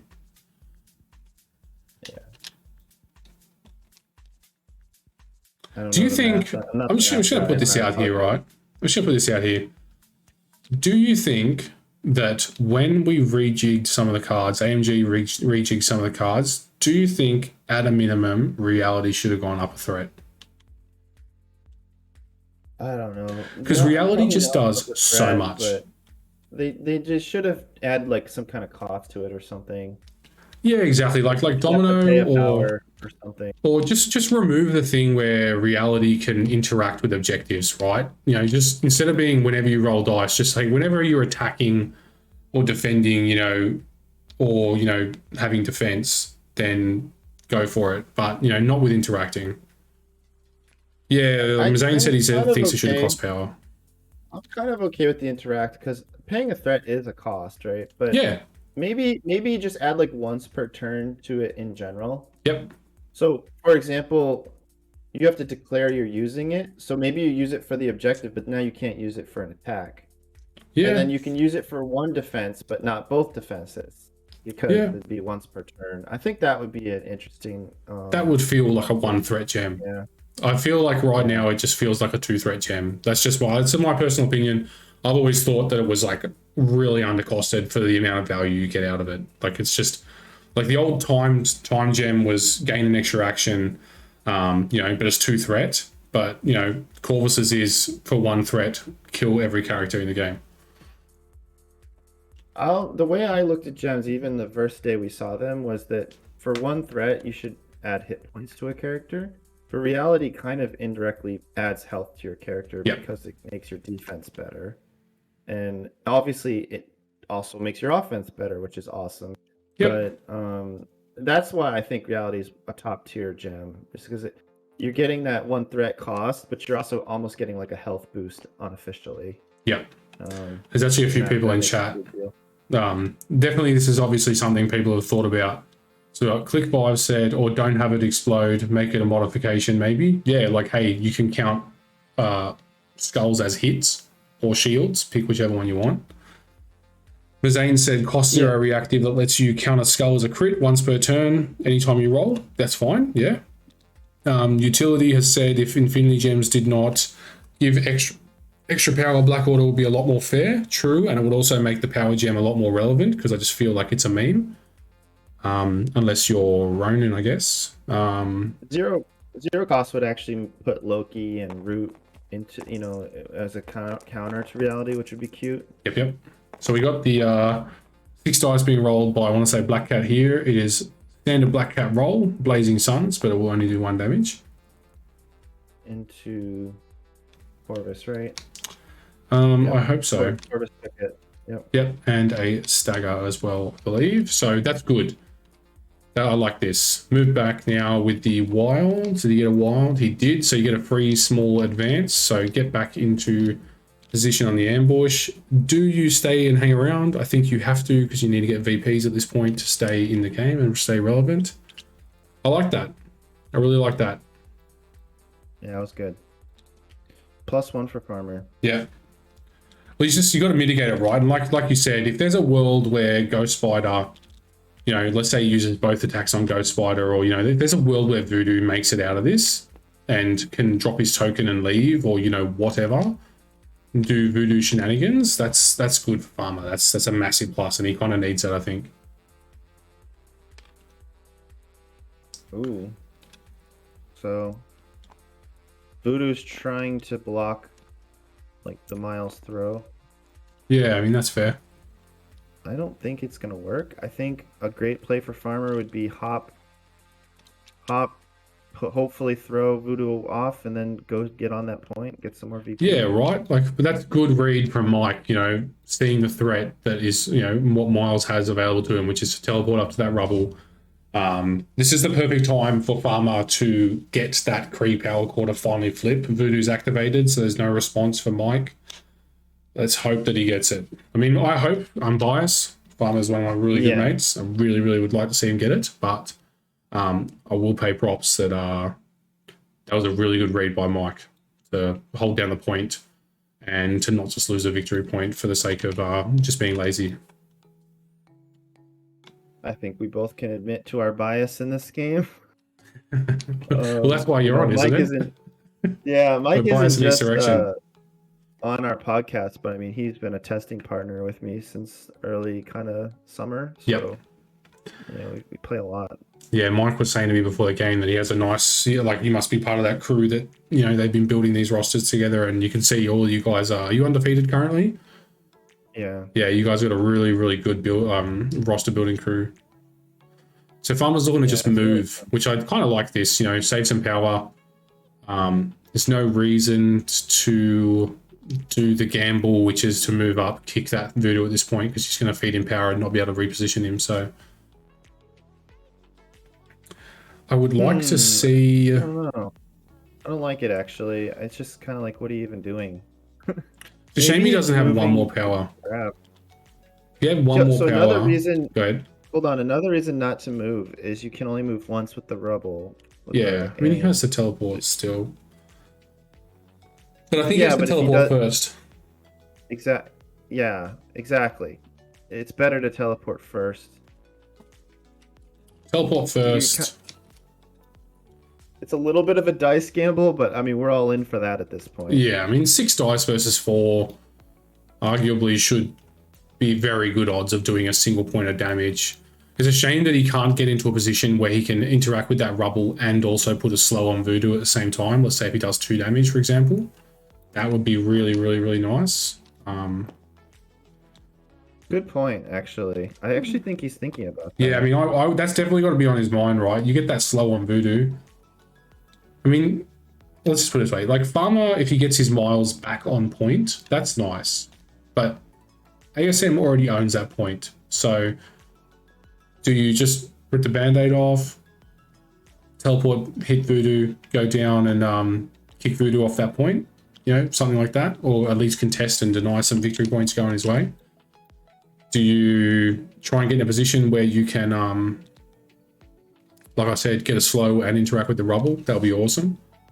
That would be really inconvenient for Voodoo because it basically stops him from getting down this side of the board unless he starts spending actions on it. I mean, look at the angle, guys. The angle has to be this way, which means he has to be minimum here to get that angle, right? That's the angle. Has to be at least 90 degrees to that to get it to go in that direction. So I don't see the kick getting him off that point, which is well played by Mike. Yeah, Mike read the rubble thing pretty well. Very well.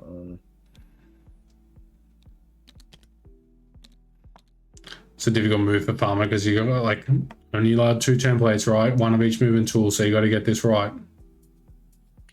Even if he could push Voodoo, Voodoo has Indomitable. Yeah, exactly. Like, do you spend it now? May as well. There's not that many Reapers. I mean, it does stop you getting web lined. If you can pull the Indomitable out right now, though, I mean, you wouldn't be upset about it. If it scores you a VP, then it's probably a good call. And it sets you up to maybe kill something. It's, yeah. I mean, Voodoo is kind of a hard counter to Miles, so obviously you don't want Miles anywhere near Voodoo.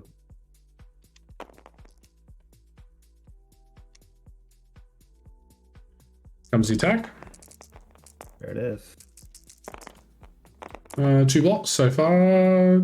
2 damage. That's not good. Man, defense dice in this game have been crazy. There's the wild. And no extra block. So, don't 3 blocks. 3 blocks versus 3 hits. Oof. Sad face. If Voodoo could roll 3 blocks like every defensive roll, he would just be SSS tier. Yeah, 100% of rosters would feature him. Got the wild. I don't foresee. I mean, he probably could get the kick, but again, like I said, guys, because of how this corner is, I don't see a world, right? Let's say we're here. I don't see a world where we're going to get this. Yeah, not getting the power, I gotta say, that's just makes me sad for Ryan. Yeah, I mean, like I said, 6 dice into 4. 4. That's a good point, is it? He does have cover. Oh, he had cover, so it's actually 4 blocks. It's actually 4 blocks. So, I mean, the odds are actually with cover probably decent to block everything. Merzane's feeling the salt of my Voodoo comment, because I think when I played against Merzane, he rolled like 1 block and like 18 defense dice. Morgan, can you please jump back in? They're probably looking to get a measurement of it. There's no way in a billion years that is happening. Yeah, no. Just like, there is no world that happens. That is the least close measurement I've ever seen. Absolutely no way. Yeah, poor Merzane. I'm sorry, man. It's when I play in your defense, Merzane, when I play Voodoo, I also don't block anything. Yeah, my Voodoo blocks more. They settled it, Morgan, so you don't have to worry. My Voodoo blocks more with 2 defense dice than he does with 4 defense dice. So Farmer looking to move in. I like this play. This is making the best of the bad situation that just happened for him. So I like sending this down there. Miles currently doesn't have any objectives for him to drop, so you're sitting him in place with Voodoo ready to potentially, hit him with that Venom Blast if he does happen to pick it up.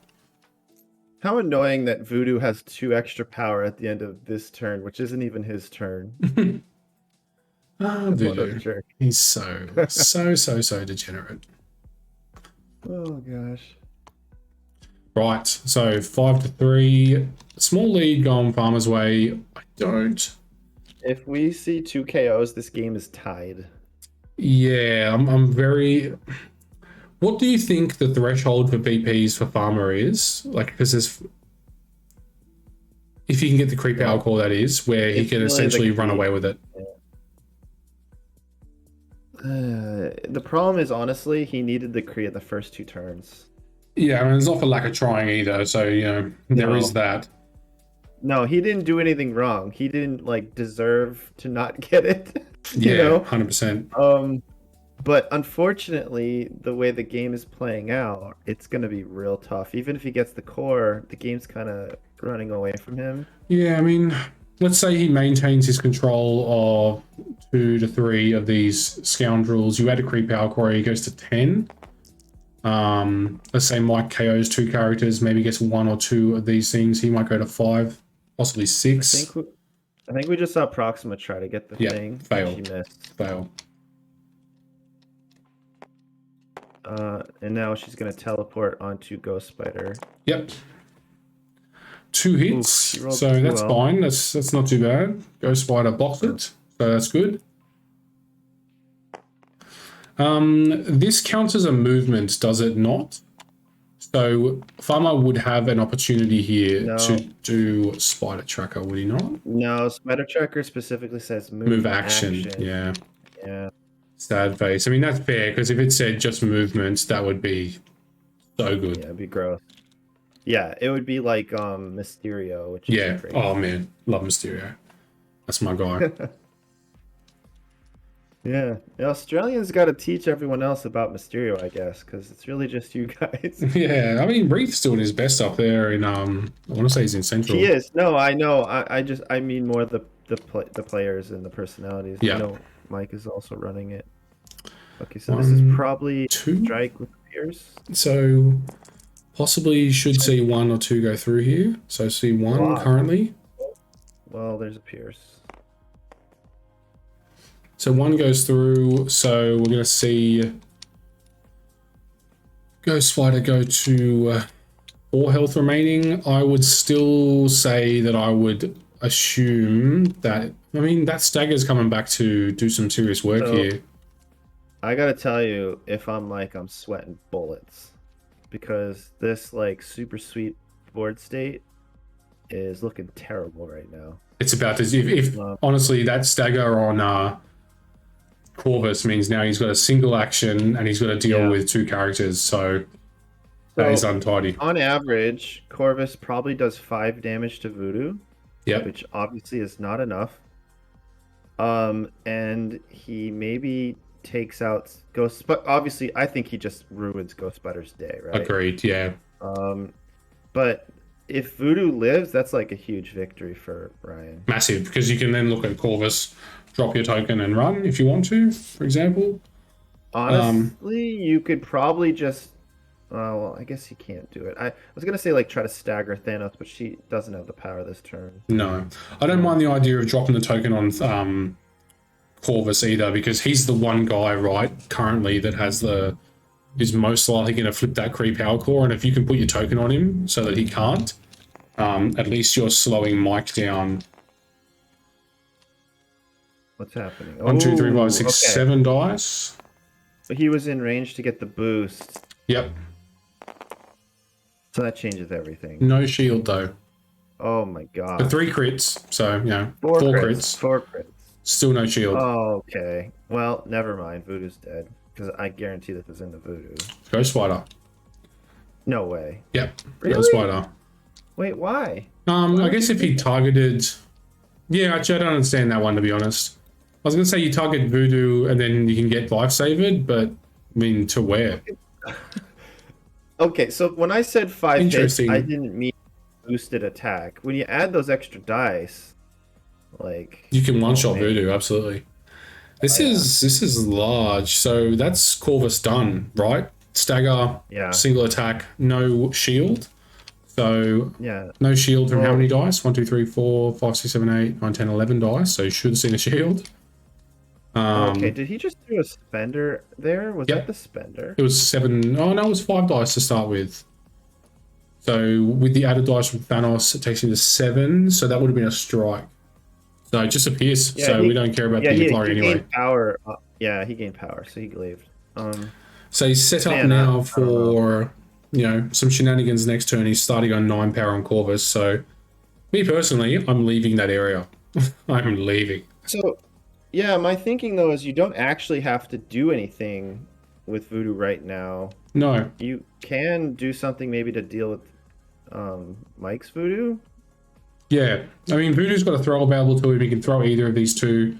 So you can send either of them off the point and then contest the other one with a token if you want to leave him there and kill him in the round after.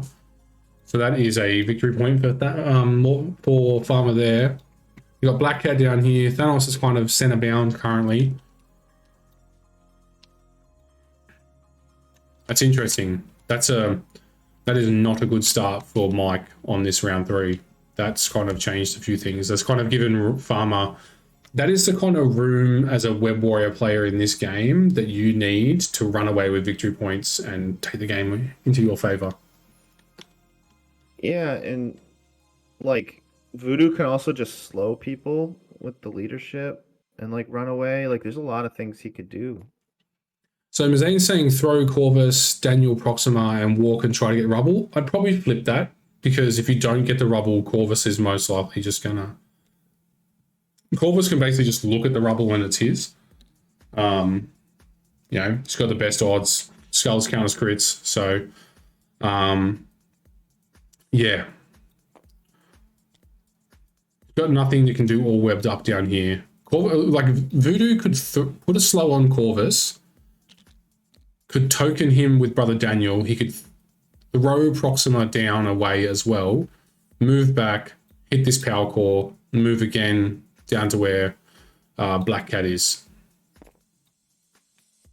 And just make it really inconvenient. Or do you slow and throw Proxima, token on Corvus, and then move away? Because that's delaying Corvus. He can't really get anything.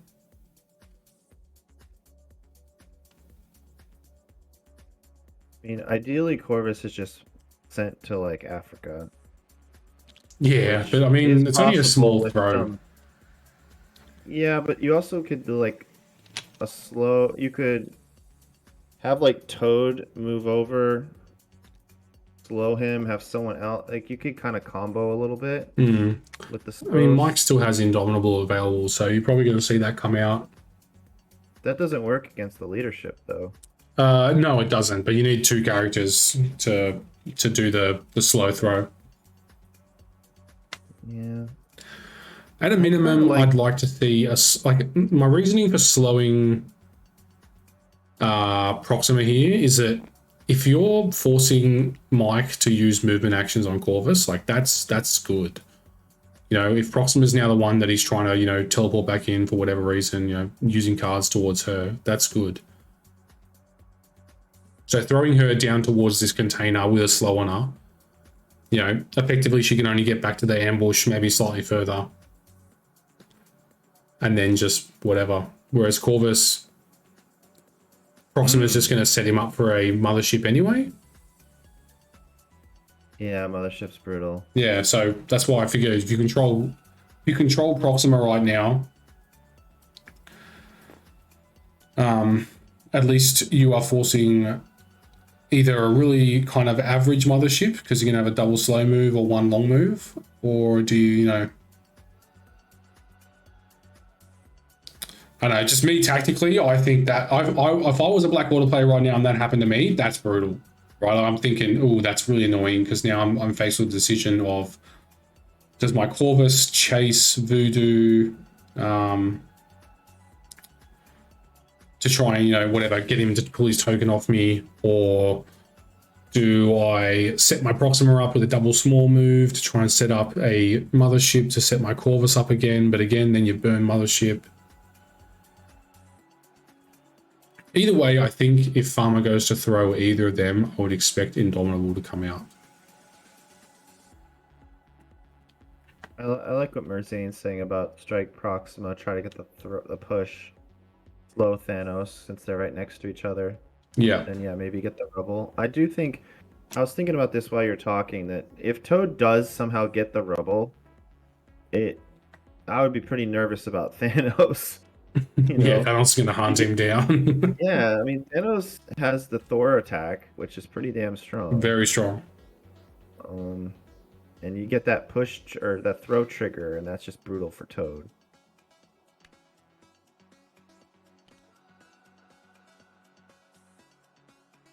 You know, weirdly, I don't hate kind of setting Toad towards Corvus Proxima and then try to put a slow on one of them. I think either way, he's got to start leveraging this ASM leadership. Yeah, exactly. I think this is the moment. You got these two characters flooded on power also, and this is your moment to do something with it. Yeah, I think this is the time to put it down. Both of them are activated. You've got Black Cat sitting here with 1 power, so potentially you can put a slow on both of them. Toad is in the area as well. I would say that Voodoo is largely safe from... I don't want to say safe from Thanos. No one's safe from Thanos, but, you know, this isn't a damage-orientated Thanos, so, you know, there's a world where Voodoo can live through this.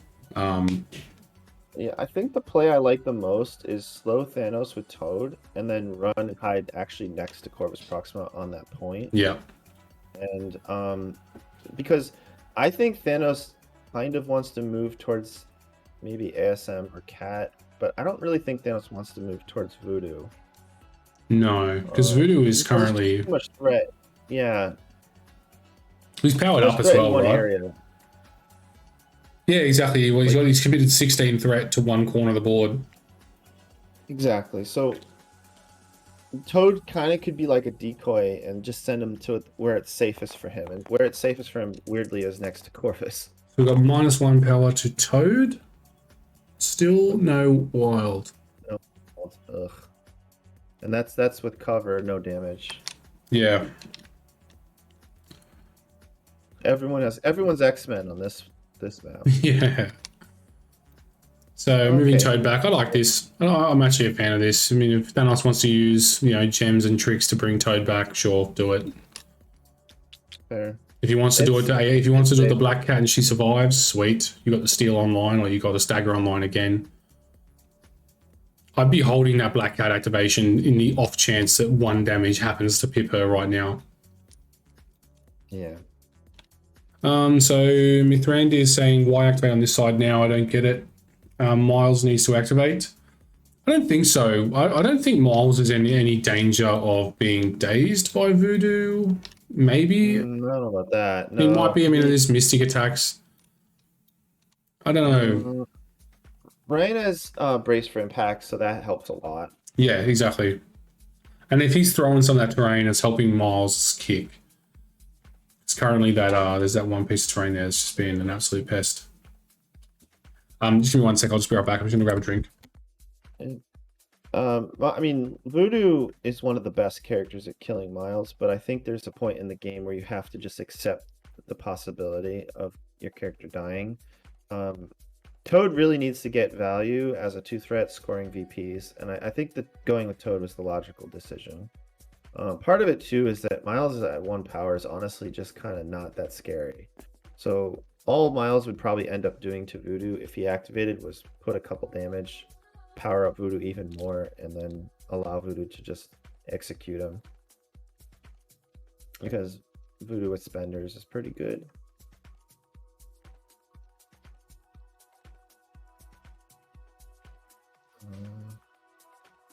I think, was there a pass happening here? I feel like maybe Mike passed.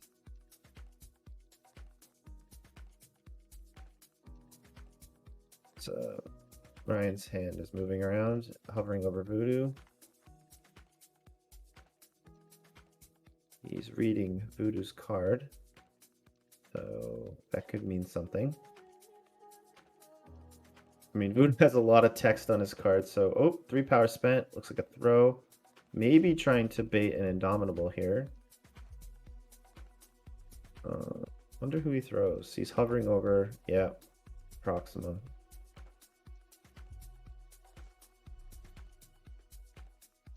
This is an interesting mind game, because... I'm back, sorry about that. Got a grocery delivery at the exact same time.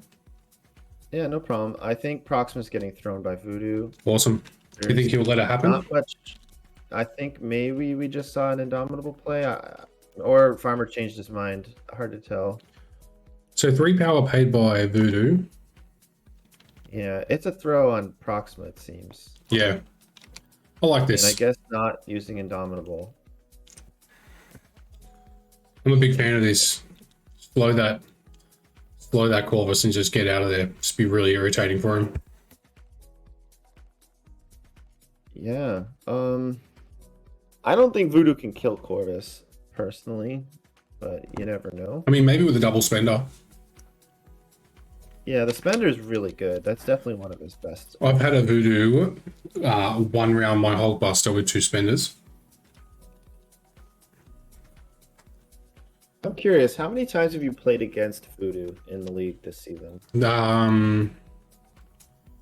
Maybe once. Out of my 4 games, I've played against Voodoo 4 times. Yeah, I feel like I think I'm just like I've been lucky in this regard. Like I know Travis has played against Voodoo a lot. He's played Voodoo every game. I know the other guys have as well. Yeah, seen a lot of Voodoo. Just Mazane, kind of yeah, rare. agreed. Mazane says, I don't think you want to kill Corvus. You kill Corvus, Death Decree gets bigger. Agreed. True. We're doing a spender. They don't give up cryo even when they're dying. 1, 2, 3, 4, plus an additional for the wild. So 5 damage. So 4 going into Corvus. Corvus has cover. True. Might forget though. I don't know. Did they forget? Possibly. I mean, don't forget, cover is in May. Yep. Yep. You may change one, which can be frustrating. Jeez, I bet you he wishes he saved that throw at this point. Well, Indomitable wouldn't Yeah, I know. matter. They just took a Well, wound I off him. guess no, he could have thrown the terrain. Cover. They just Okay, applied the caught cover. Yeah. Yeah, I appreciate that we are in a community of very nice people where no one's trying to like gotcha or oh Yeah. you missed it. You know, you give them a little time to notice that kind of thing. Yeah. Yeah, that's one of the best parts about the Marvel community is there's not much where people sit there and go, sorry, mate, you missed that opportunity by like 3 seconds, Yeah. so you've lost it. Or like rushes to do something else so that you can't say anything. You Yeah. know, like it just none of that nonsense. Nobody wants to deal with that. And that's when you get judge calls involved and it just becomes really awkward on the judge. And yeah, I do not miss that from doing X-Wing days. Mm-hmm. So we have 1 action left on Voodoo. It has to be, surely, right? It has to be a slow and move back here, right? Slow, token, and go. How much power are we sitting on? 2 power. So we can't give Corvus a token. Yeah, I like slowing here. I just ugh. Did no skull results, sadly. I was just seeing if you had it or not. Yeah, true. Farmer is played enough. Oh, actually, of all the characters, I think he's most rusty on Voodoo, right? Because he said it was a last-minute addition to it. Yeah, I think he was pretty set. He's very good with Black Cat. He's done a lot of games with Black Cat. He was playing Black Cat even before the internet hype went on to him. But Voodoo, I think, is recent, as in maybe his last 15 to so games will have it. So we applied a slow to Corvus. It took me a lot of games to get that skull thing memorized on Beast. Yeah. But, And we're going to interact with the Kree. Have a look. I don't hate this. No, I'm fine with this. I think it's fine. 1 more dice. Nope. Oh my god. Wow. It's going to be one of those games, huh? Man. Jeez. It's the important part here is just be like, don't tilt. For the love of God, don't tilt. True.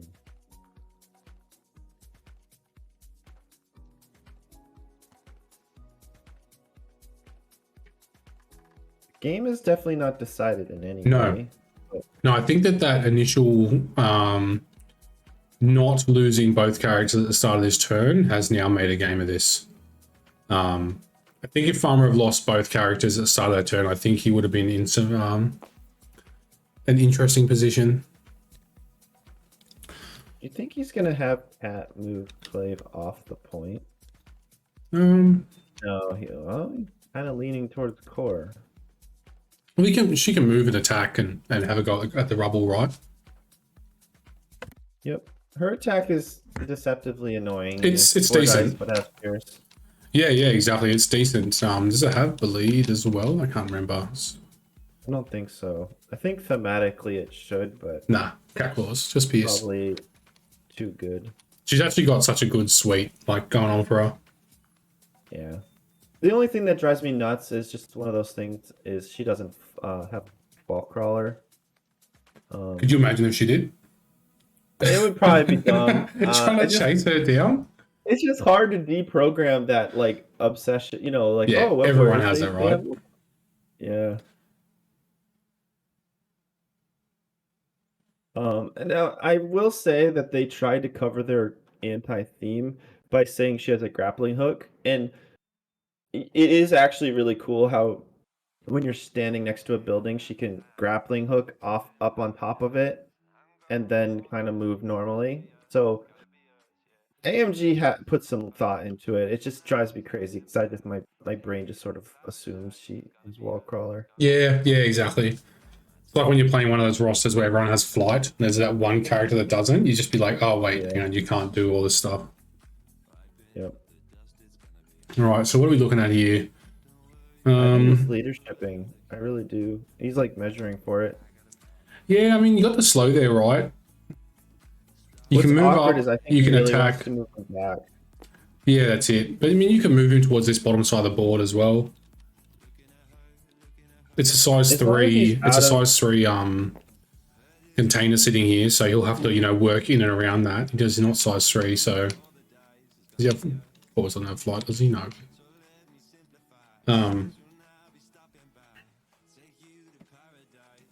I'm gonna say so- core is a trap. Imagine how much better a place farm would be in all that power and additional VP or 2.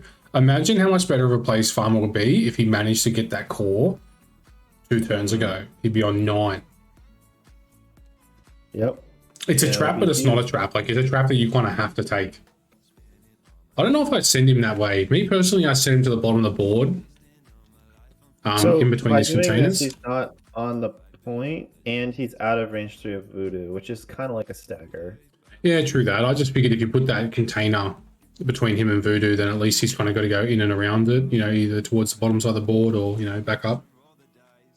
The bad news is Corvus with 10 power is Voodoo's probably dead. Yeah, I mean, he has, even if you don't do a damage to him now, he's got 10 power anyway, so you may as well put him in the ground, right? At this point, you may as well just daze him. No, I like having Corvus at this health. Granted, Mike does have med pack, so True. Thanos only has 1 power, though. yep, he will have prio though, so Yeah, he'll just true. heal He himself always has every time in the prio. universe. Oh, good old Corvus, fair and balanced. That's it. I don't know. My gut instinct right now is that you want to flip that Corvus. I don't know if I'm right, but me personally, I'm looking at this Corvus. I want him on his injured side so that there is a world where I can take him off the table. Because I feel I'm like not this saying game you're only wrong, has but 2. As a counter argument, when you're playing these like non-killy teams, having characters at like that, you know, almost daze status gives Yeah. you a lot of agency Bit on more like control. a swing turn. True that. Yeah. You've only got to do 1 damage Well, instead then- of 5, right? Exactly. Like it's more likely you can swing, you can get the 2 through Yep. when you really want them dazed, and then that's like a whole turn where, you know. The problem is that Black Order doesn't really play by the rules and never give you prio. So unless you're True. playing like all according to plan, you can't really capitalize on Corvus being wounded, because Corvus will always just activate first. Has all according to plan been in your 5 every game? I actually didn't play it my last game, Hmm. because it kind of went a little wider, I guess. That's It fair. was kind of weird. It's such a good, like, it's just the ability to be like, no, I will take priority this round. I mean, it does cost you 10 power, which can be, you know, horrific, but Well, the thing is, I was playing Spiders and Scoundrels, and there was just 10 VP on the board. So yeah. I was just in a score VP win the game mode, not like worrying about who has prio. Kill. Yeah. Just get as many VPs every turn as possible. Yeah, the game ended pretty quickly. Yeah, I mean, So- 10 VPs sitting on the table, that is a lot. It's That is kinda nutty, right? there is a world, right? You know, I'm not saying it's a very high chance, but there's a world where that game ends on the second turn. Yeah, no, I will say I played it in my other 3 games and it was insane. So, Yeah. you know, I mean, So- All According to Plan is one of the best cards in the game. Black Cat coming up and repositioning here. I don't mind this, right? Bring her up as well, potentially gain that VP there. You have cover. Technically, you'll have cover from Corvus and Proxima. I would definitely want to try and place outside of range 3 of Proxima, personally. I would. Does it cost the power to use that leadership? It does. Let Let me double check that. It.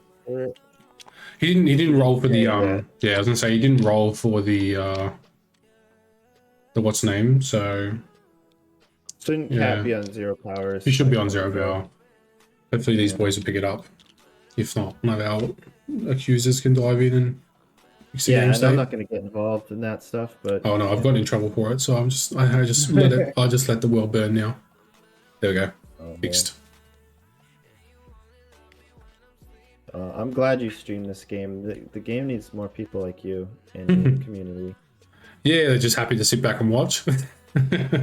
No, it's not that. Like, I think streaming is huge for a community in general. It And is. just getting the names out there. And like when I hear about like Pat losing in round one, my first thought is, damn, I wish I could have watched that game. Yeah, I want to see how that You happened. know? Yeah, like Thanks I'm for saying. sure it was pretty interesting. Yeah, absolutely. Like, and then now seeing Pat for the rest of the season, he literally can't drop a game, right? Otherwise, he's out. Yeah, no, I agree. Like, Yeah. I remember, like, so I can just speak from my previous stuff, and like, I've obviously got a pretty competitive background with all the stuff I do because it's all competitive. But streams is one of those things that is massively underrated because it brings highlights to where they need to be done. No success there. Yes, again. Yeah, you're highlighting what needs to be highlighted. You're bringing attention to people that should have attention brought to them. You know, people can now see, hey, this is how Black Order plays, guys. If you've never seen it before, there you go.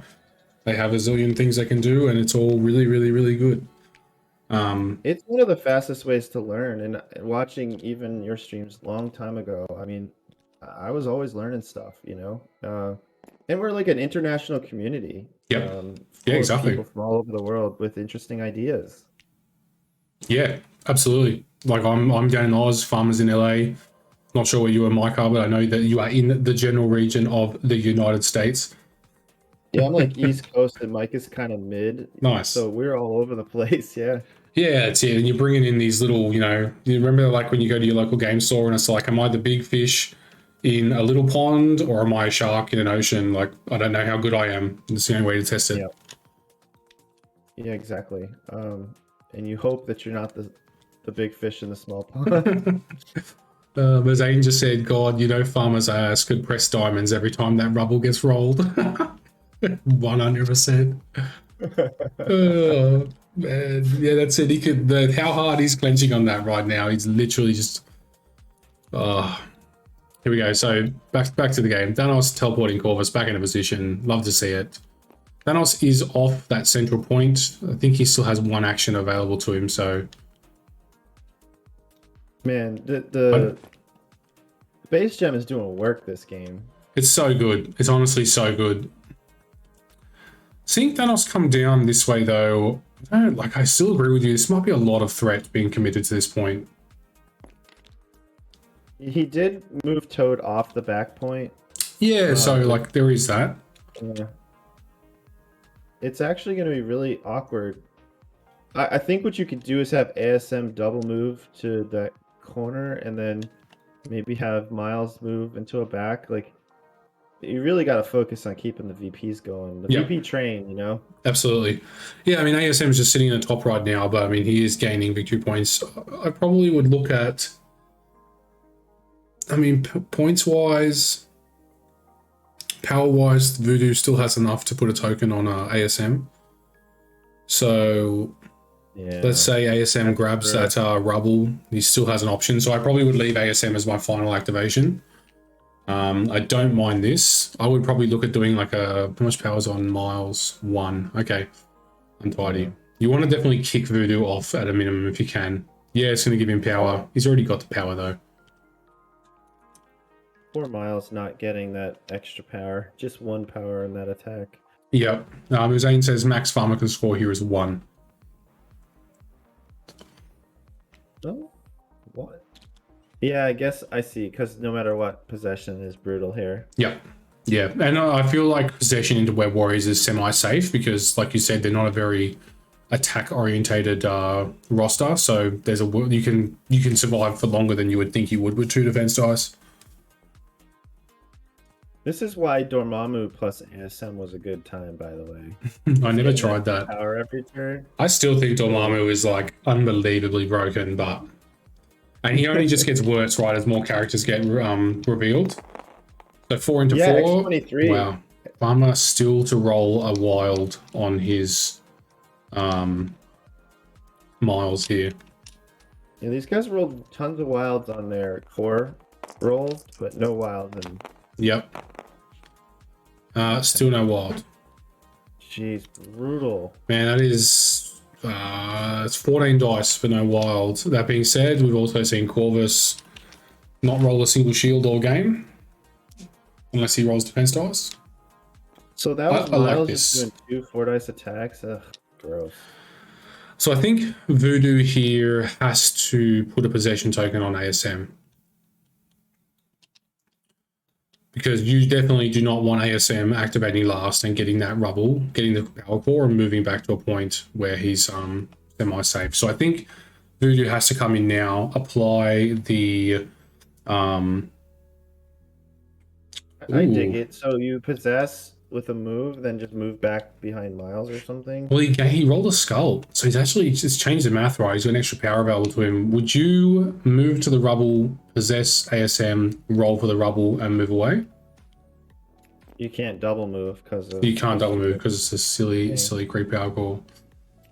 That's a tough one. I would be nervous being in range 3 of ASM? Yeah, I mean, he can spike quite hard. Yeah, Me well, personally, if being my possessed- ASM is getting possessed, I'm burning him into the ground, killing everything in sight. I see what he's doing. So he's gonna Yep, possess there like this. and then move onto the middle. Yep, like this, gain a victory point. Farmer's going to get 1 for over there. And so Farmer's 1 is currently Miles. He'll also get a shot at this rubble as well, to be honest. Ooh, he's gonna try to block the single move attack. What I a like that. savage. I like this. There's some really high quality stuff happening here. Yeah, and this is a good tutorial on web warriors in Blackwater, honestly. This would be catastrophically bad if Voodoo gets this at this point. Got the single power, you know, the skull being rolled, generating that power. Here we go. This happens. It's no good. Oh, No. It's actually just funny at this point. Like, I don't want either of them to get it. Like, let's just never get the core. Let's everybody just pump power into getting this core. That's never going to happen. Oh my god. It's interesting though because it's making a game of this. Yeah. I like it. No, I don't feel like Mike deserved to get that core after how much effort farmers put in. Agreed. If anyone deserves to get it, it's Farmer deserves to get it, and then Mike deserves to voodoo him. Yeah, basically. Yeah, me personally, I'm using this. You've already had voodoo spend 5 power. I'm probably looking to get this ASM in position to start doing damage where you need it because he's not capturing anything at this point. So This is crazy. I don't mind this double move. Put a slow on one of these characters. Yeah, boom. There you go. Double move slow. Put it on Corvus. Protect your boys.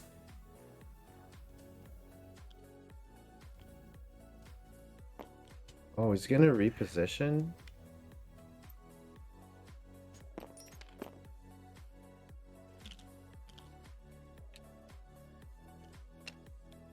Oh my gosh. Love it. Really like this. Teleport him off. So now Farmer will 1-1. tie because 1-1. Black Cat and Corvus are there. Like it. Love it. I dig this. Yeah. Showing some cool, calm, and collected decisions there. Showing that ASM can generally just be wherever he needs to be. And also showing off that leadership to enable... Essentially, I would like to think of that as, you know, ASM getting a... Yeah, I saw that. As ASM getting a point there and saying F you to Voodoo, but, you know. Oh my gosh. That's witty banter on.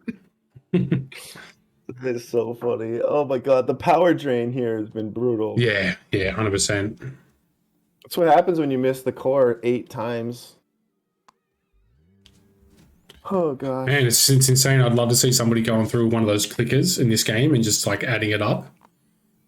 So he's recalled the token. Nice.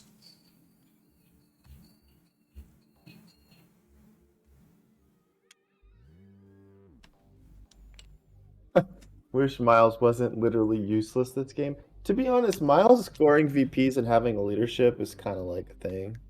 Yeah, I mean, Miles is doing fine. Like, yeah, he's sucked. Like, don't get me wrong. He's had 14 dice for 0 wilds to try and mess with Voodoo, which has been lame, but, you know, I think it's Yeah, fine. Miles has been playing like Storm this game, honestly.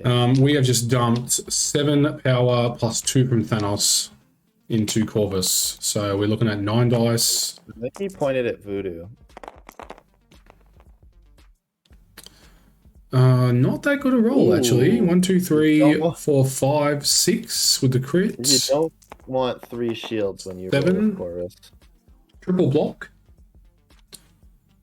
Does he survive? No Pierce. No. No Flurry. No, I don't even know what this is. What is the flurry? 7 is. It's Flurry is wild man. shield. I'm Oh, telling you, those flurries are rare.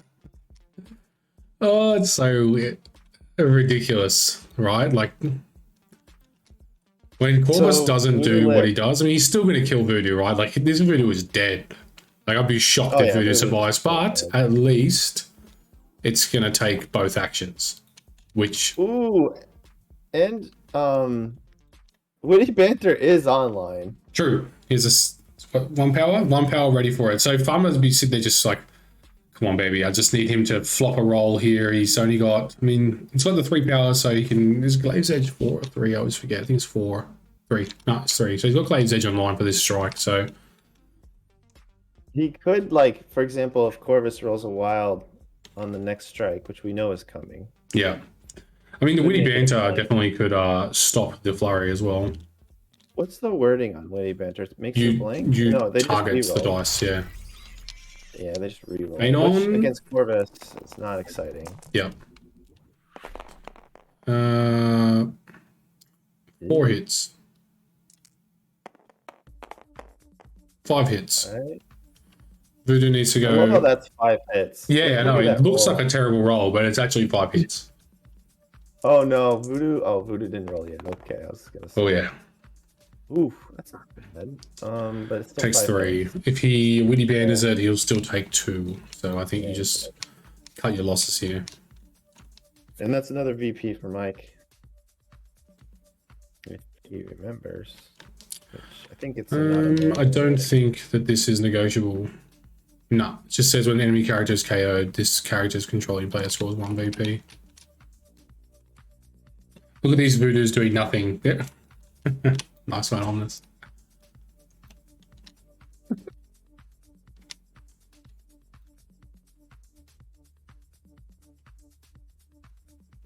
It's doing nothing. Yeah, Mike's Voodoo has been doing work with the Yeah. possession on ASM. That was brutal. That was like a 2 VP swing at least. Oh boy. Farmer losing characters though is not good. Yeah, but I mean, to be honest, we thought he would have lost more by now, right? Probably. Good point. Yeah, Voodoo was on borrowed time. Oh, yeah. Cadgan a stagger on Corvus would be sexy here. Yes, yeah. I think it's definitely going to be a race rule. What are we looking at victory point wise? I would expect this to go probably to round 6, to be honest. So I would absolutely be investing in things like that. I would absolutely be looking at that, getting slows on Thanos or whatever you need to do to try and minimize Mike's threat range. There's kind of an opening for Miles to do like a hop. Maybe knock Voodoo away, get 1 power, move, get the core. Yep. Looks like Voodoo did not retract his token. Yeah. I thought he did. I helps saw it with the Miles appear. attack. I saw it appear on Mike's Voodoo card before, but looks like he's left it in play. If Miles gets the core, it has to be the last activation of the turn.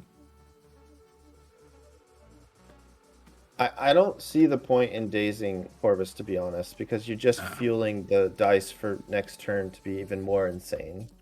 Yeah, I agree. I'd just leave him where he is currently and just leave it for possibly. I would just save that damage for next turn. Yeah, Almost it could even protocol, be thank like you, a mate. turn 6 play where you take out Corvus if you finally get Prio. Yeah, exactly. You legend, mate. Thank you very much for that Prime sub. Hell yeah, on this.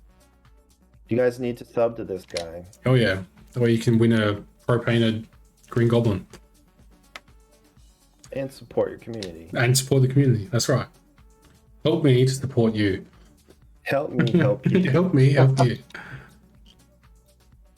Oh man, what's happening here?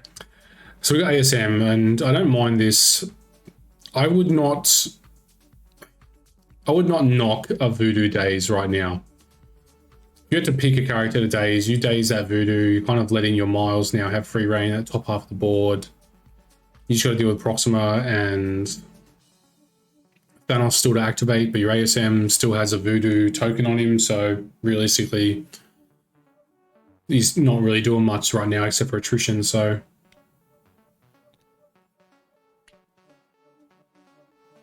I just am sad I haven't seen ASM do one web swing this entire game. I know, right? Just been starved.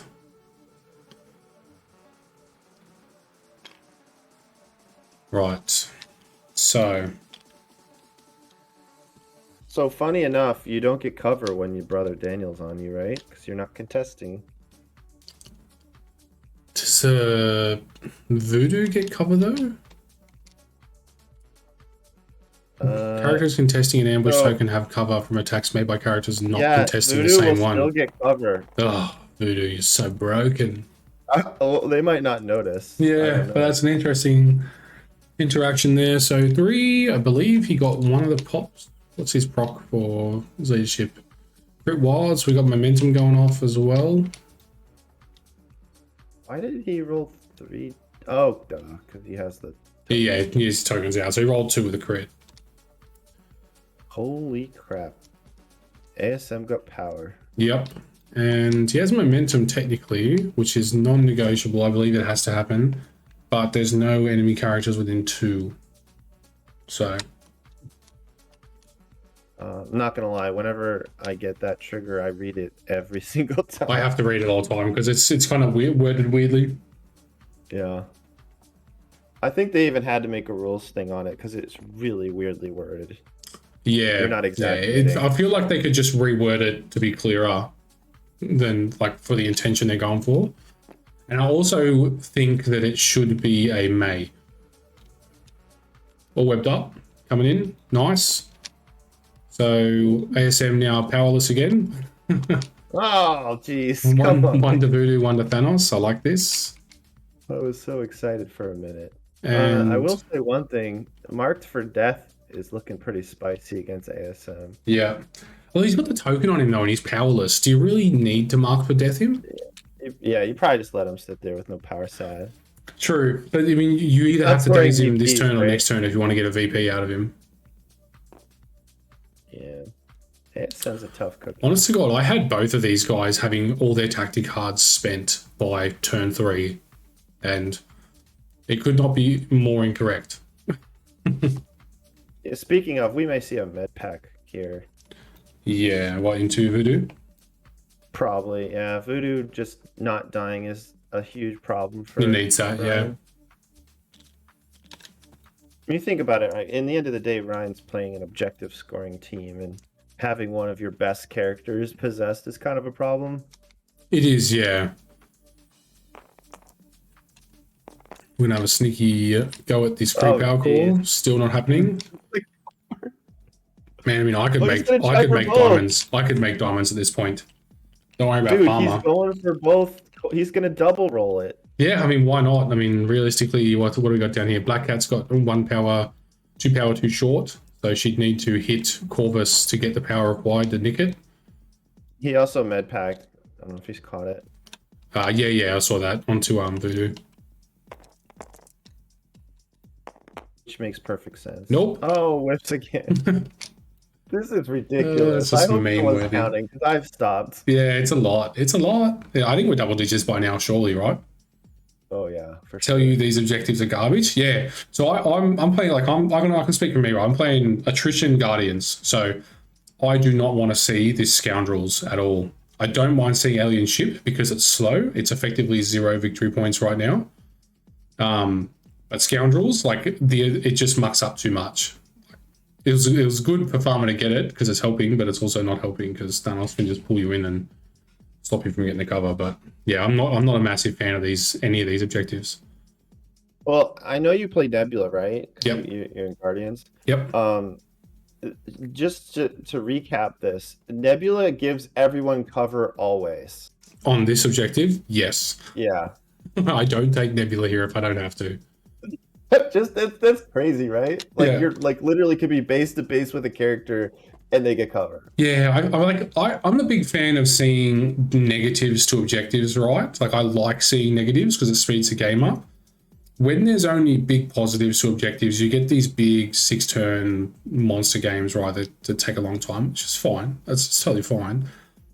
But I feel like the intent that I mean, I can't speak for AMG, but I feel like their intent here was that just if you're attacking from another scoundrel to a different scoundrel, you'll get cover. But what they've actually done is if you're a character that can't contest objectives, you give cover permanently. So you're actually horrifically bad in this secure. Yeah, they could have reworded it to like if you're in range 1 of the objective, Yep. then prevent cover. Right? Yeah, the same objective, you can prevent cover. If not, you get cover. Whatever, yeah. Yeah. So Black Cat coming over. Long move. What are we looking to do here? We're 1 power shy. The slow is already on Voodoo. I believe Black Cat will get the all webbed up additional dice here. So we're looking at 6 dice of the Pierce. Ooh, that would be fun. Yeah, I mean it's nothing to sneeze at. Speaking of all webbed up, yeah, did he roll the extra dice? I thought he all webbed up after because he only had 1 power and he did 2 Yeah, I damage. needed the power. Okay. I'm such a web warrior noob. 2 versus 1. Sorry, That currently looked 2 really going exciting, through. and then it Just wasn't. So 2 damage goes through. Ominous characters that don't contest are already horrifically bad. I mean, they're definitely starting with a handicap. Nebula makes up for it by just doing ridiculous amounts of damage. So I love playing Black Nebula. Cat has a steal online for when this finally does happen.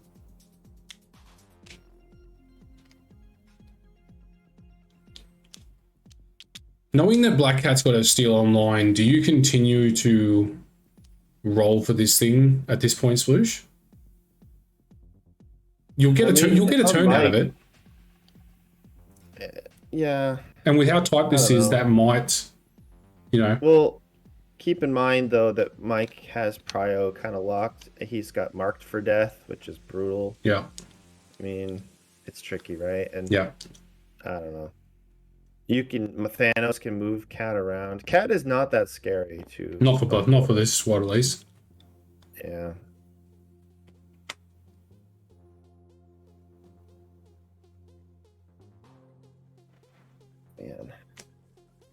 Man. For having one of the most kill-orientated squads in the game, there is actually not a massive amount of damage being thrown around right now. It just all happens quickly and every now and again. Every now and again, Corvus one-shot someone. Corvus is a scalpel. He's not Yeah. actually like a mass murderer. He's not like the Enchantress beam, all you've got, the universe. Right? Yeah. He's just a premeditated serial killer. Yeah. Which is Stalks why his target. actually you want to avoid like a gamma situation with Black Order Yeah. because you can't actually handle like a million characters at once. So a swarm is actually pretty good in the Black Order. Yep. Yeah, one of the things I like to do with me as Guardians, I like to bring in Blind Obsession and put it onto Rocket and say Corvus, for example, because I can at least hold Groot there until Thanos comes in and does his shenanigans, and then I can go for those 7 and 9 dice attacks into Corvus from downrange. Yep. Corvus, it's death by 1,000 needles. Yeah, Just rapid fire is really good against him. Just exactly. Then I can open up second turn with putting 3 7 dice attacks into him, or 2 3s and a 2 7 dice and a 1 9 dice. It's pretty good. That's the other thing. Like, yeah, one big dice roll is also really good into the invulnerability. What you're saying is bring Iron Man and the meme laser. Yeah, pretty much. Laser is brutal. The trick is though keeping your Iron Man from dying. Yeah. So Also, if we all your are. characters have power but they're dazed, they're bad. Yep. So You know. Thanos has small advanced Black Cat, which I want to say is the Mind Gem. Pretty average 3 hits of the roll there. wild. So 2 hits in the wild, sorry. So Oof, no blocks. she'll live on 1 though. Yeah, until he hits her again. Nice. So we've got Brace for Impact being played. So currently living on 2. Not the most exciting use of brace, but True. I mean, why not Indomitable that? Because you're only moving a tiny amount, right? You probably save Indomitable to try and get some worthwhile. I mean, that will do it. Yeah, let's just put 5 down. Jeez, crazy. Yep. So that is yeah, her sure. days. Let's make it 6. Yep. Okay. All right, this is where it starts to get dangerous. We're starting to see a bit of power appearing on this Thanos at this point. So we should start to see some repositions. I'd expect him to either A, teleport himself, or B, teleport someone onto that bottom point. This is not good when Thanos has this much power. No, this is not Thanos. Thanos with reality in that, you just always have power. But this Thanos, you don't want to see with power because he's already got so many repositions available to him. And here's where it's going to start. So we're going to see Proxima coming down. We should see Corvus go to that bottom point as well. Thanos could also space gem himself to the middle. Then we can see Voodoo go to the top end and capture whichever point Miles is currently not on. So, I mean, this is a potential 4VP swing. Yeah, this is ridiculous. This is why Thanos is an 8-threat character. Yep. I mean, yeah, look at the swing here. Like this is big. This is at this end of the game. This could pretty much seal it. Everything is pretty balanced. Only thing these cats, Voodoos, and Enchantress do is force you to take a couple of character slot and take the card. Voodoo is pretty bad. If they fix him, people will realize that Strange is broken. I respectfully disagree with that. I think Black Cat, there is no reason she shouldn't have been changed to an action. I just think they probably let that one slip through accidentally because the rest of them were changed. Voodoo was like hot off of rip. He should have been definitely tweaked. But then Black Order would still be the problem that it is right now, right? Like this is a finely tuned webhead. Like my Guardians roster would not do well here. Like there's not many rosters that would do well into this Black Order He squad. missed Man. on alien ship. Man. It's probably good because if he gets that alien ship, I would suspect to say that if he gets a 6VP swing here, that would be game. Yeah, that would be a massive turn and would really ruin the fun of what's happening right now. Yeah.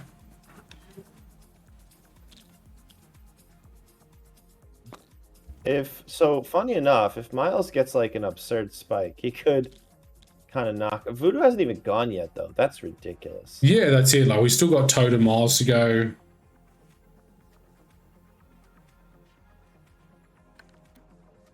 I think Ryan's feeling a little desperate right now, and he's going for it.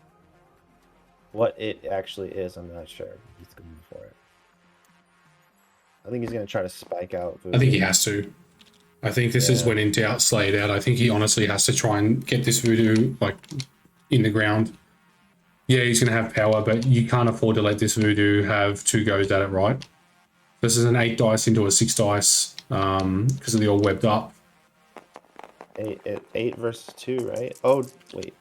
Oh, he took his token back, so ASM is back online. But I mean, again, he's obviously going to be going. That's a fairly poor 8 dice roll, to be honest with you. I would very much like to see Farmer's Miles turn on.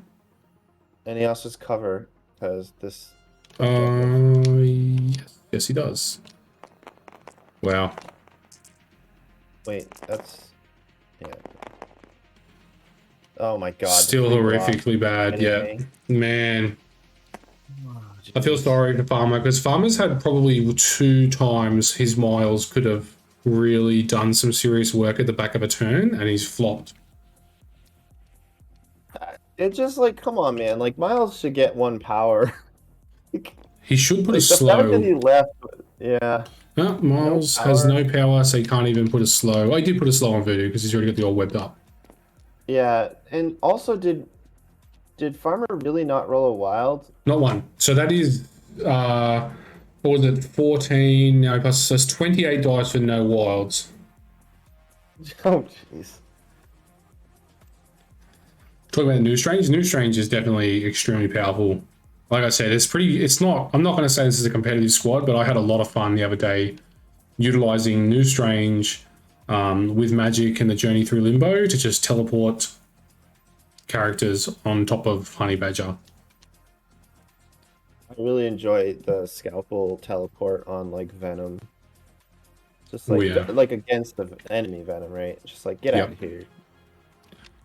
So Voodoo pays 3 to throw Miles. I don't dislike that. Just get him back out of position. He's only going to have 1 power next turn, so no web swing available to him. So move up, possess Toad. I like this.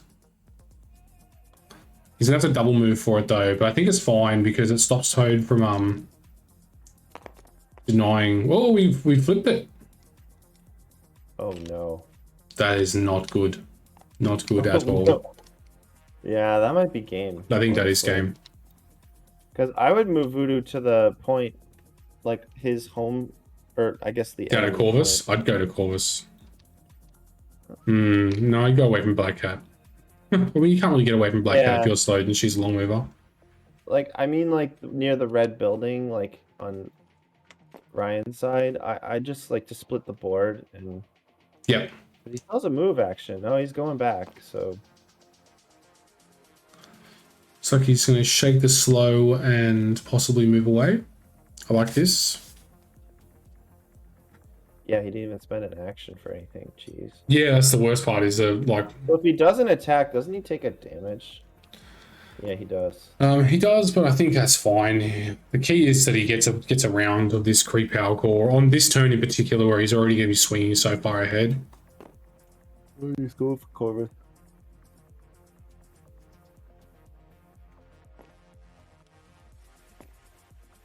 I would personally go towards Corvus because, you know, you have priority. So Voodoo, Corvus is going to start. He's going to start by killing Black Cat. So remove the steal.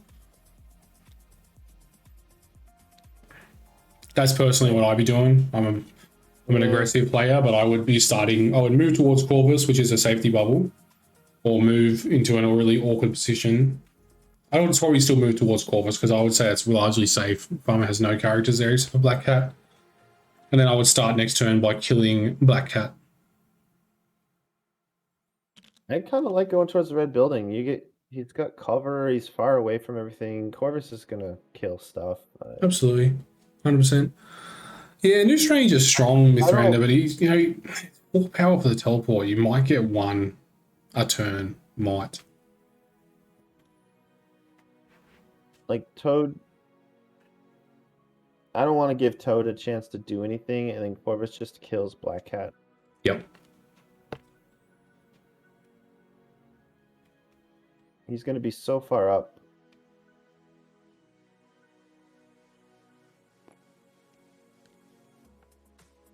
Yeah, he wants to be near Corvus, I guess. He'll get covered near the car, too. Yep. This makes sense, too. Yeah, no, I like this. I like this a lot. I think the thing is, if he's on the building, he gets 1, 2, 3, 4, 5 VPs probably. Yep. Plus 1 off of Cat. That's really 6. Yeah, I'd like to see if this Voodoo like medium move towards this top left scoundrel, it makes the point or not. I think it does, but too late now. Yeah, because you get that what 1, 2, 3, 4. Oh no, ASM does no longer has the token. Yeah, it'd be 1, 2, 3, 4, 5. It'd be 5 plus Cat 6 if he went where I told him to, and then I mean he's basically got the game like locked at that point. Yeah. But... Oh well. Turn 4 Mithranda, but agreed. This is a big swing. This is a swing that Mike's been hunting for.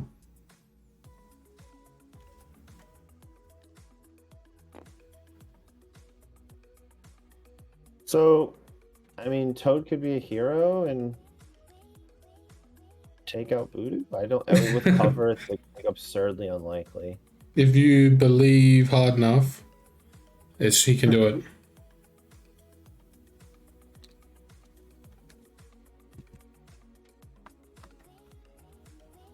Or Toad. Old Morty.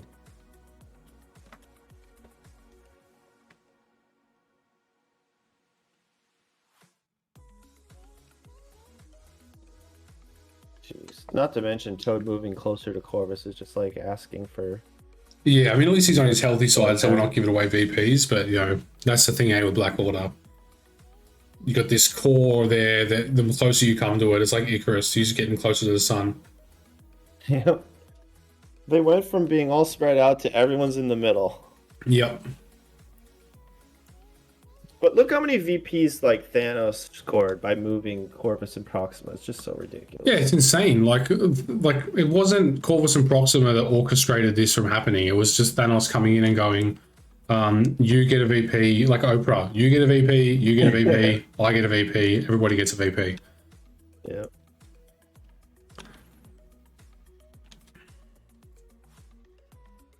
I'm not sure what Farmer's thinking about. I mean, I think he got a Hail Mary. What sucks is like, I think Proxima's positioning is really good, but he probably can move her off that point and just try to be happy to score a VP. I mean, he's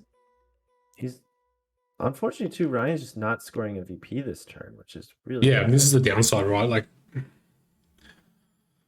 it's not only is he in full damage control, like damage stations, but he's also doing it and he's not getting anything for it. Yeah. So exactly. we've paid for 2 power from Toad. Does Toad do for 2 power?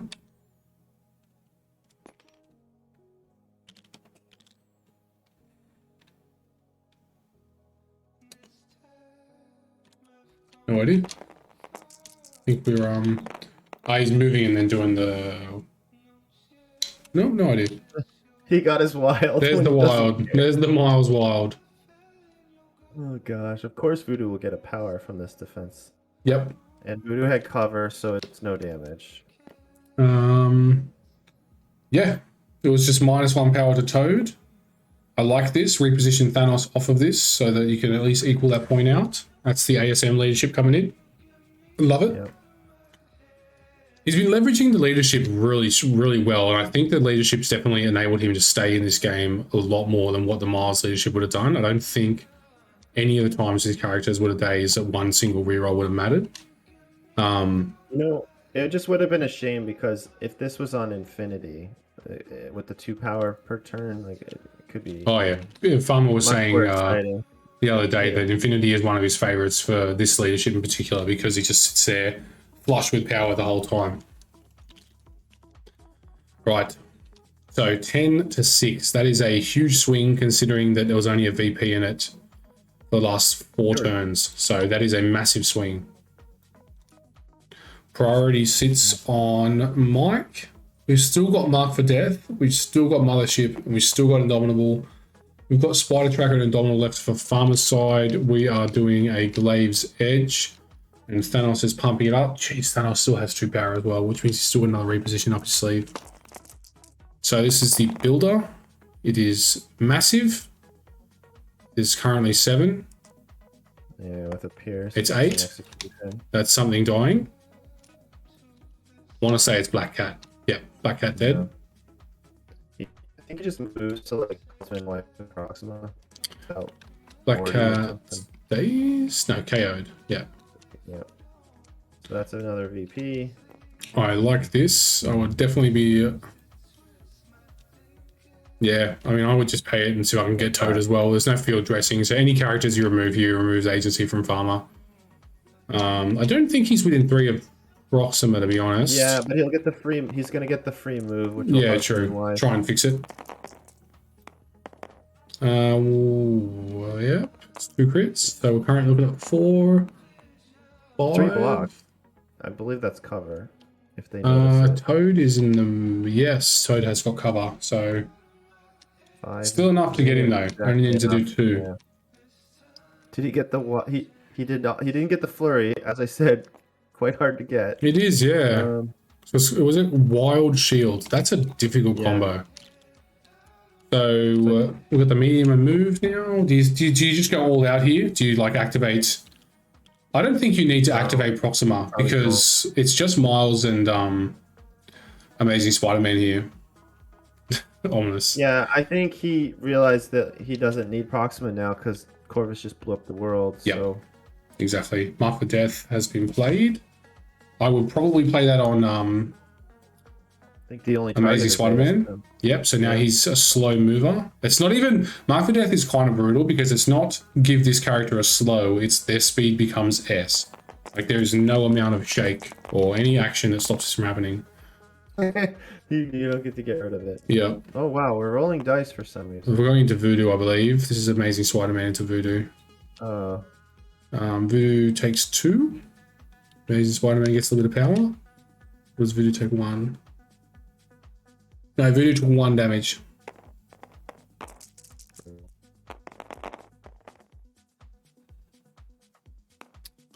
Voodoo's done. Yeah, Voodoo should be done. Takes 1. Gets some power. Picks it up. Still has enough to do web swing, so that's good. So you can head to probably down near where Miles is, I would say. Yeah. Get out of there. I mean, we're currently seeing... It's weird though, like you kind of have to play aggressively. He's running out of turns. I guess this is I really would good, love to have seen this. Like, this is what needed to happen for Farmer last turn. Yeah. His dice have been really rough with Miles. 100%. Yeah, Miles is... Yeah, he's had a bad game. Great positioning. I thought Miles' positioning's been decent. Like, it's kept him in like good places where he can actually, you know, affect the game while not being in the middle of that flurry. But he's not really been able to do anything. So 2 activations left versus 1, so he can't pass. Sadly, this will be a Thanos final activation. So I don't foresee Farmer getting anything except for the 2 victory points. Yeah, good point. That's not good. No. 1, 2. He can guarantee 3. That's still not a game. No, it's not, but I think it's very difficult for Farmer to even remotely try to contest any of this because, I mean, Farmer's going to have priority. On the board. Yeah, Farmer finally gets prio, which is why now the Corvus' health pool is actually important. Yeah.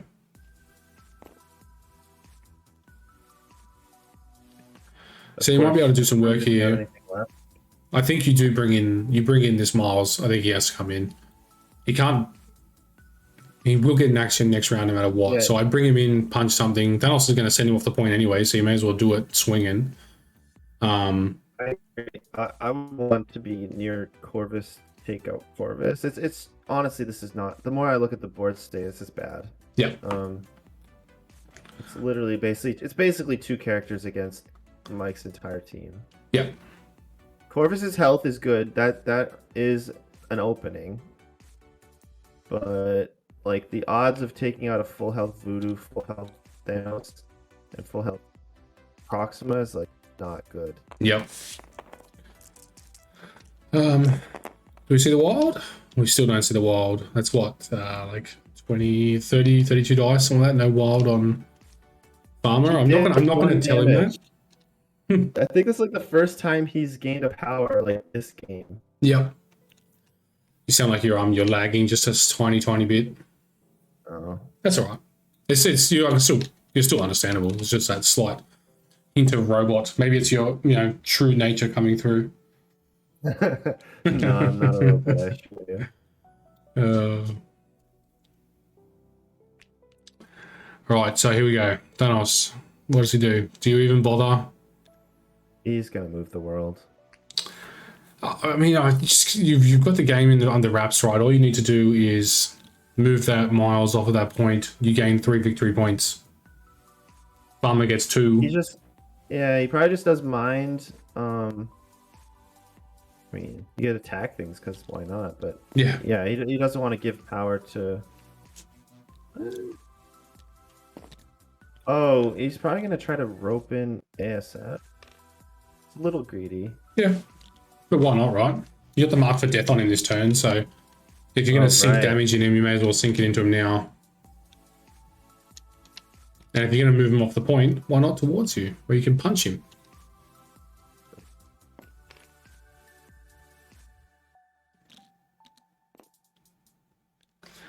I thought Thanos was in a lot of rosters. I mean, I'm pretty sure he was. He's one of those characters. Like, for me, he's like Dormammu. He's like, just one of those characters, either you're willing to take him and you don't mind him, or you just will never, ever put him in your roster. Me, personally, I just don't like Thanos, so I'm just not putting him on a roster.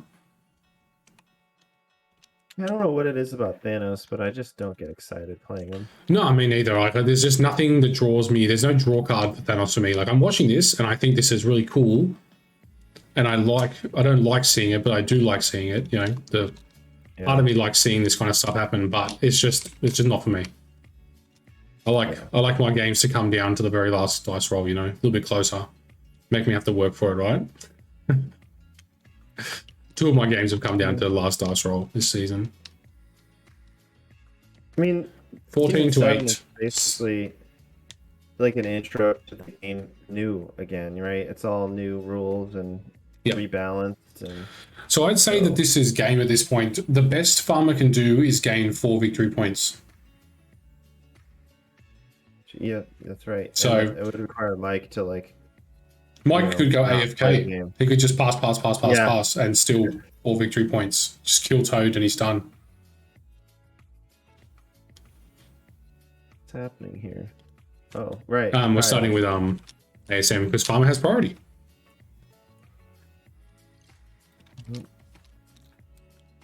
We need to see something ridiculous here. Somehow gain the Black Order leadership and make it so that it comes from killing healthy characters. It's a big attack. Oh, Decent block. Too little, too late, maybe. This Yeah. is probably the Corvus, right? And then like. I think it's in the center. It might be the Thanos, to be honest. Yeah. Or Voodoo. Probably the Voodoo actually with 4 defense dice. 7. Voodoo blocks 2, takes 5. Momentum's Right up now, as well. Farmer's thinking, where was this? Where was this? Momentum's up, so what does that do again? We'll have to read it again. Choose another enemy character within 2 of the character, place this character within 1.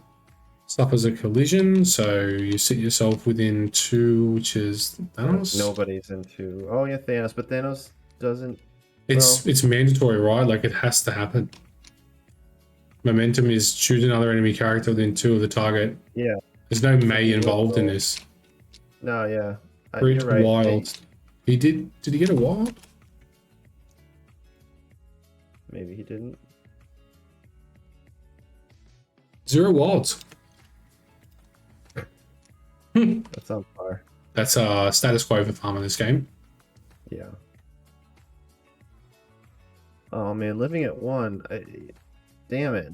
Like, if only Corvus is a little closer, you could do some like super combo. Yeah.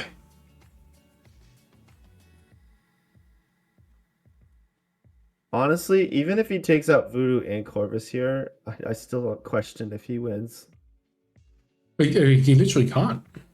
Yeah, it's like you said. Even if there's Toad nothing lives, that he can get doesn't check 5. out.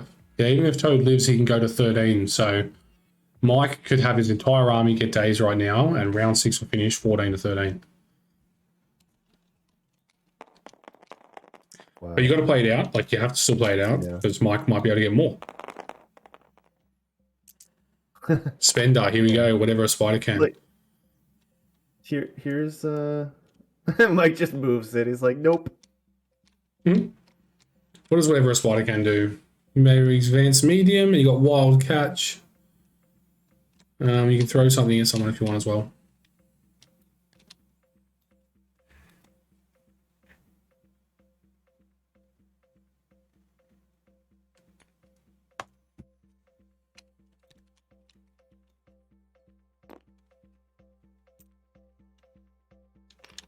Now throw something at Proxima for style points.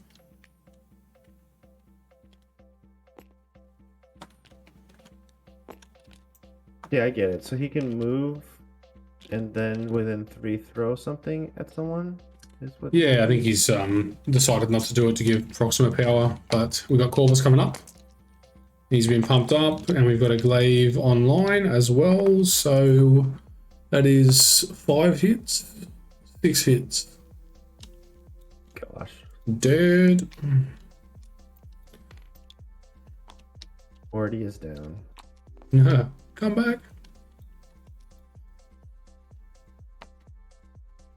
Ominous. Look at these voodoos just dying. Buff voodoo. I know. What an idiot.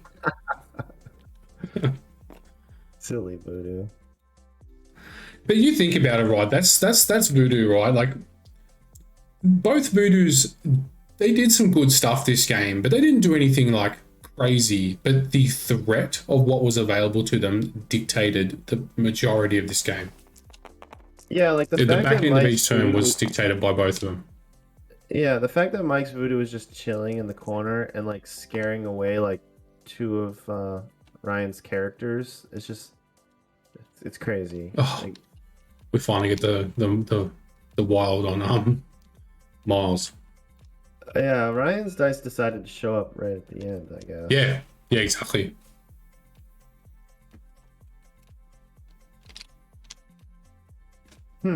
Well. Oh man, it would take a long time, but it would be interesting to see these guys play this matchup like 2 or 3 times in a row. Oh, absolutely.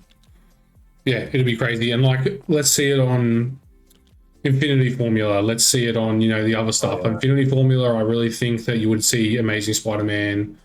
I really think that favors probably Farmer's side a lot better. Having watched this game, I'm starting to think that Scoundrels is not great for Ryan in this matchup. No, it's good for him in other stuff, but definitely probably I don't think he wanted to pick Scoundrels here. Not that you have a choice about it, but Yeah, exactly. I think this is worst case scenario.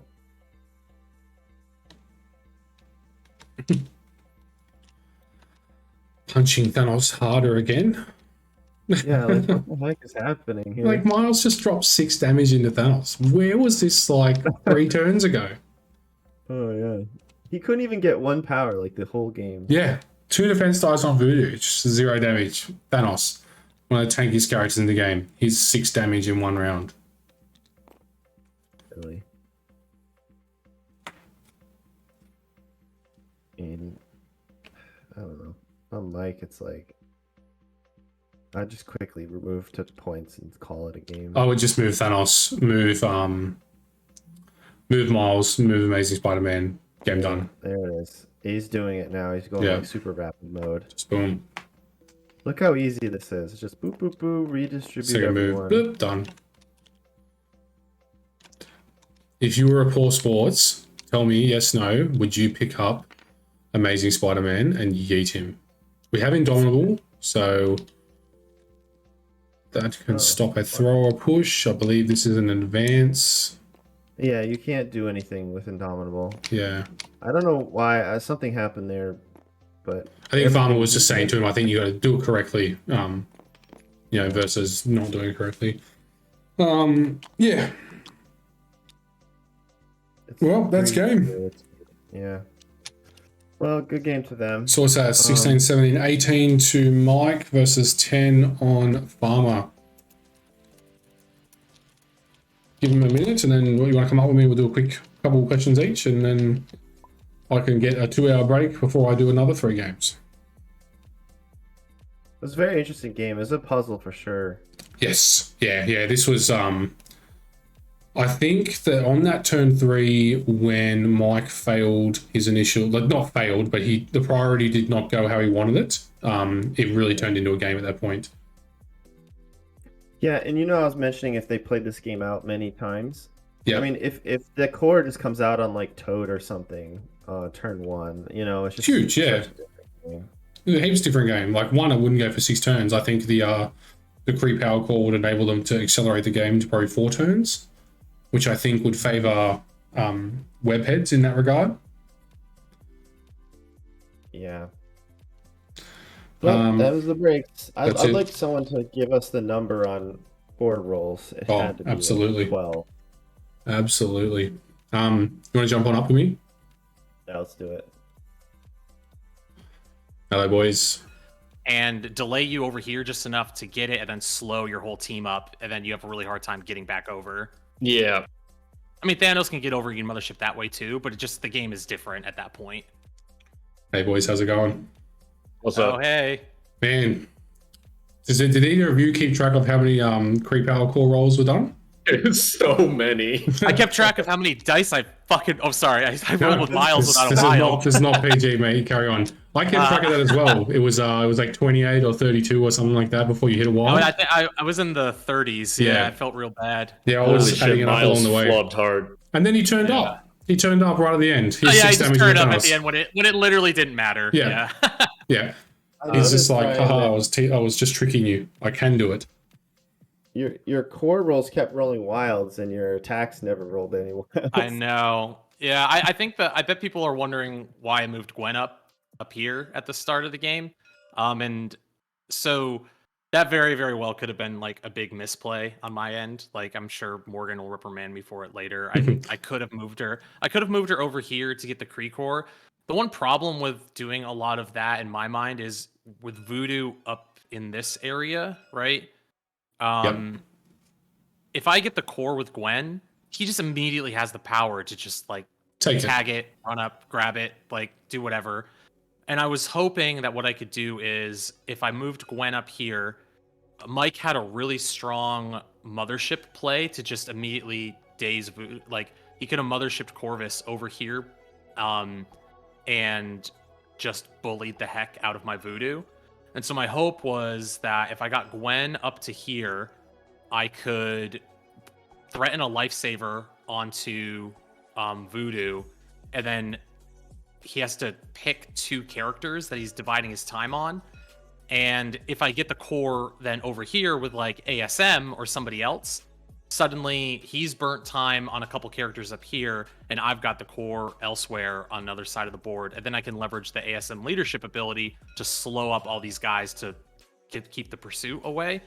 Now, I guess like overall, that didn't work out. I actually don't think there was a Kree core in there. I think the one Mike found is just a Yeah, it was a skull. fake. It was a decoy. Yeah, I don't think it's real. Yeah. Mike played a tighter, better game than I did. Black Order is still a really, really tough matchup.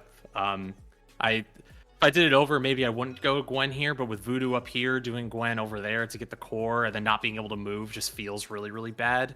So. We actually quite liked the Gwen play there, to be honest.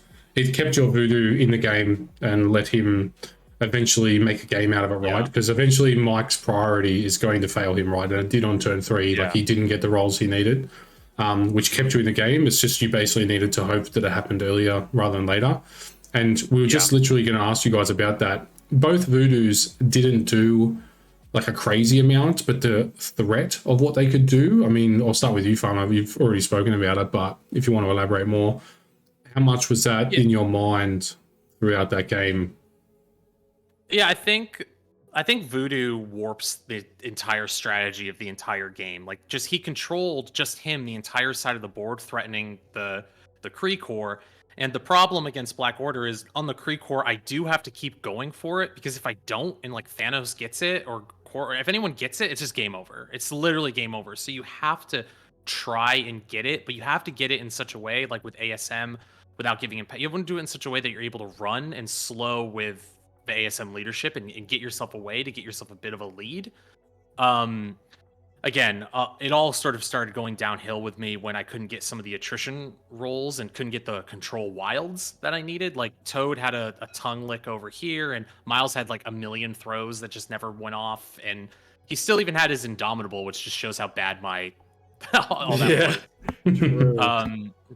I will continue to say that I think Voodoo is the most busted thing in the game by like a long shot, because of how he warps the game in a negative way. Thanos is close in there too, but yeah, again, I had a lot of fun playing the game. I could have played better. I think Mike just, he's a great player. So when you don't get some of the variance tilt in your favor against a great player, that's just how it goes. 100%. And Mike, same question. once Farmer's Voodoo was allowed to survive, did that start to change in your decision-making process, or you just stuck with the plan, which is just, blow up whatever's in front of Corvus and use Thanos to control the back end of the turn? Yeah, so that turn where right when Voodoo and Gwen flipped up and I had Proxima Corvus ready to go, Corvus was staggered, obviously, so that was a good play on Ryan's part. If he doesn't stagger Corvus there, he kills both those characters, no problem. Yeah. And Corvus was a power short from doing a Glaive's death blow, so I did not want to just YOLO like naked 9 dice, pray for like a flurry or something, and just like no Glaives back up on anything. It just doesn't feel right. Because if Gwen lives, I get all webbed up and everything. Yeah, everything's crumbles to bad. pieces. It's all bad. Yeah. Yeah, so if Voodoo lives, it's not the end of the world. He's kind of on my side of the table. It's whatever. Like, if he kills my Corvus, is fine. He's probably not going to KO. My Corvus is probably not going to get KO'd. So if Corvus days after activates, I don't really care. I'll flip up with priority and kill him anyway. I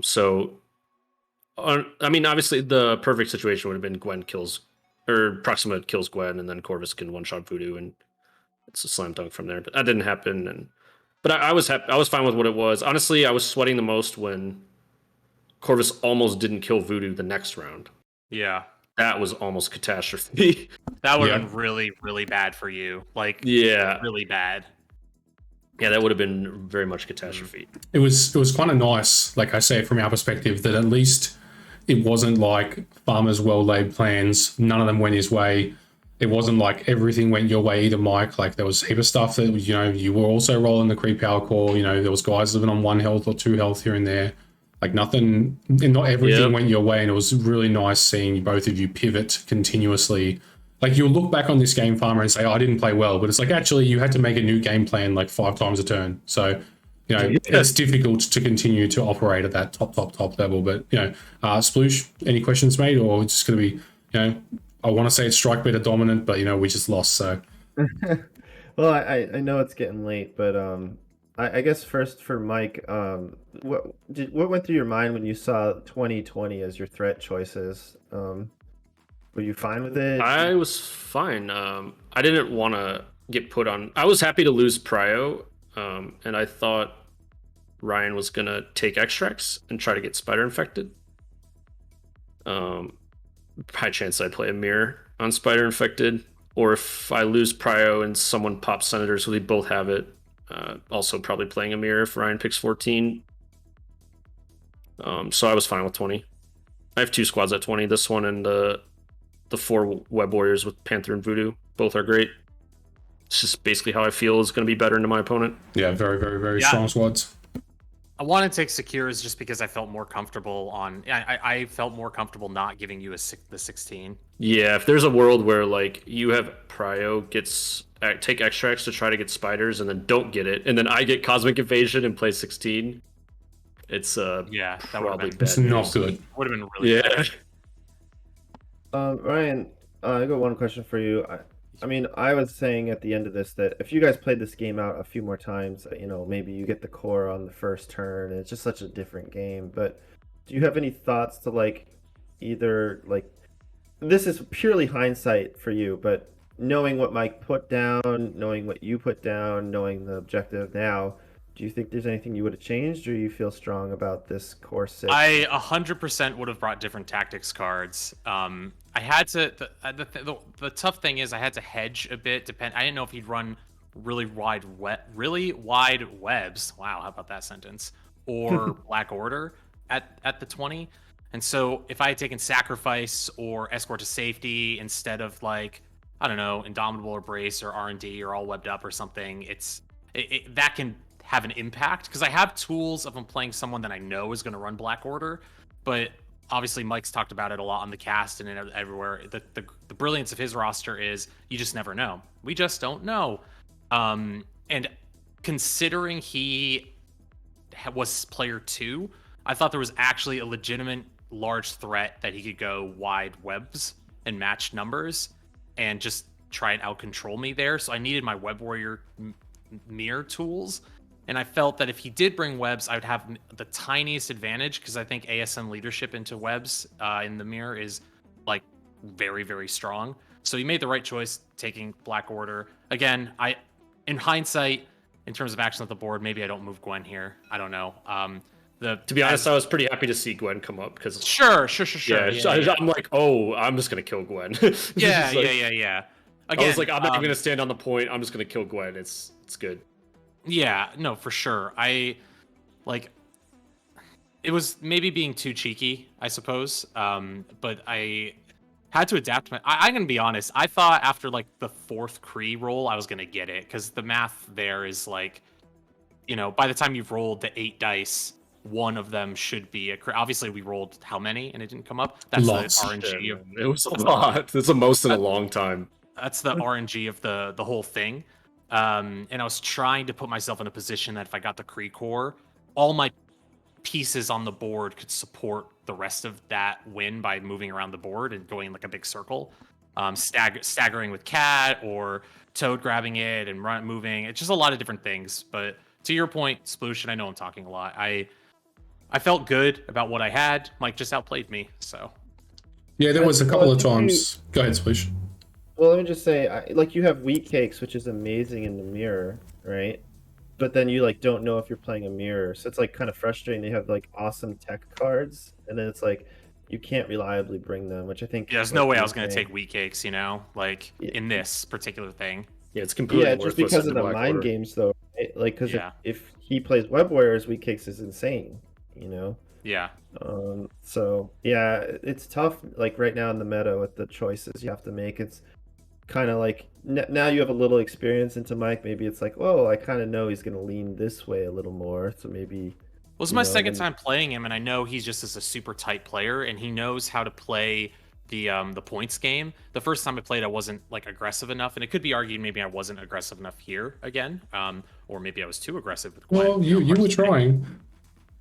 I certainly was trying. Voodoo had some good blocks, and Miles just shit the bed, and that was my experience when I ran some games with Deaton. It was like, yeah, Web's if the opponent of Black Order just can't roll well, you lose. That's really what it comes down to. Mm-hmm. Absolutely. I think you gave yourself outs, Ryan. You really did. Like there was multiple moments where it's like all Miles has to do is hit 1 damage here. And he just kept not doing it, which then took away your attempt to take the core, things like that. There was at least 2 turns minimum, possibly a 3rd turn there, where you had the option to like final activation, take the Kree power core, get into a good position, start to get those VPs rolling your way, and it just never happened, mate. It was so rough. It was just so rough seeing you just fail. Like you're trying and just complete flop over and over and over again. But I'm going to jump out here, boys. I'm going to kick off the tournament in an hour and a half, but go ahead, Farmer. Real quick, Jaron, thank you for streaming. Mike maybe failed more than I did on the Kree core, so it was like equal opportunity failing on that. Like, so if you guys aren't signed up for the Vaughn Gaming tournament, you guys, is it too late for people to sign up? No, you still got 45 minutes, still got time. 45 minutes. Yeah. Do you guys want to play one day MCP? I would like to play, but I think I'm going to wallow in sadness for 8 days. Yeah, you can take 8 days to pick up the pieces of your brain after that game. Yeah. Sorry, Farmer. No, don't be sorry. It was a great game. It was a really, really good game, guys. But thank you for letting me stream that. Sploosh, thanks for co-hosting, mate. Sure. It's always good to get some bias going each way. Farmer, you'll be punished accordingly. I know. That's what I told Sploosh before the game. I was like, I hope Jaron and you are as biased for your teams as possible because unbiased commentary is boring. No, we were biased. Hell yeah. I wouldn't expect anything less. We almost came to blows. No, I'm kidding. We did. Although I did just book a plane ticket to Sploosh's house. See you soon, mate. Oh. No, I'm kidding. All right, anyway, guys, I'll get out of here. Mike. All right, see you. See you, boys. Take it easy. Later. Yeah, honestly, though, Farmer. All right, guys, little hour and a half break for me, then kicking off with another 3 games of MCP. So if you're keen on that, hang around if you want to play. You've got 45 minutes to sign up. It's just on vondarkmoorgaming.com. All details are there. Yeah, check it out. If not, take it easy, guys, and I'll see you then.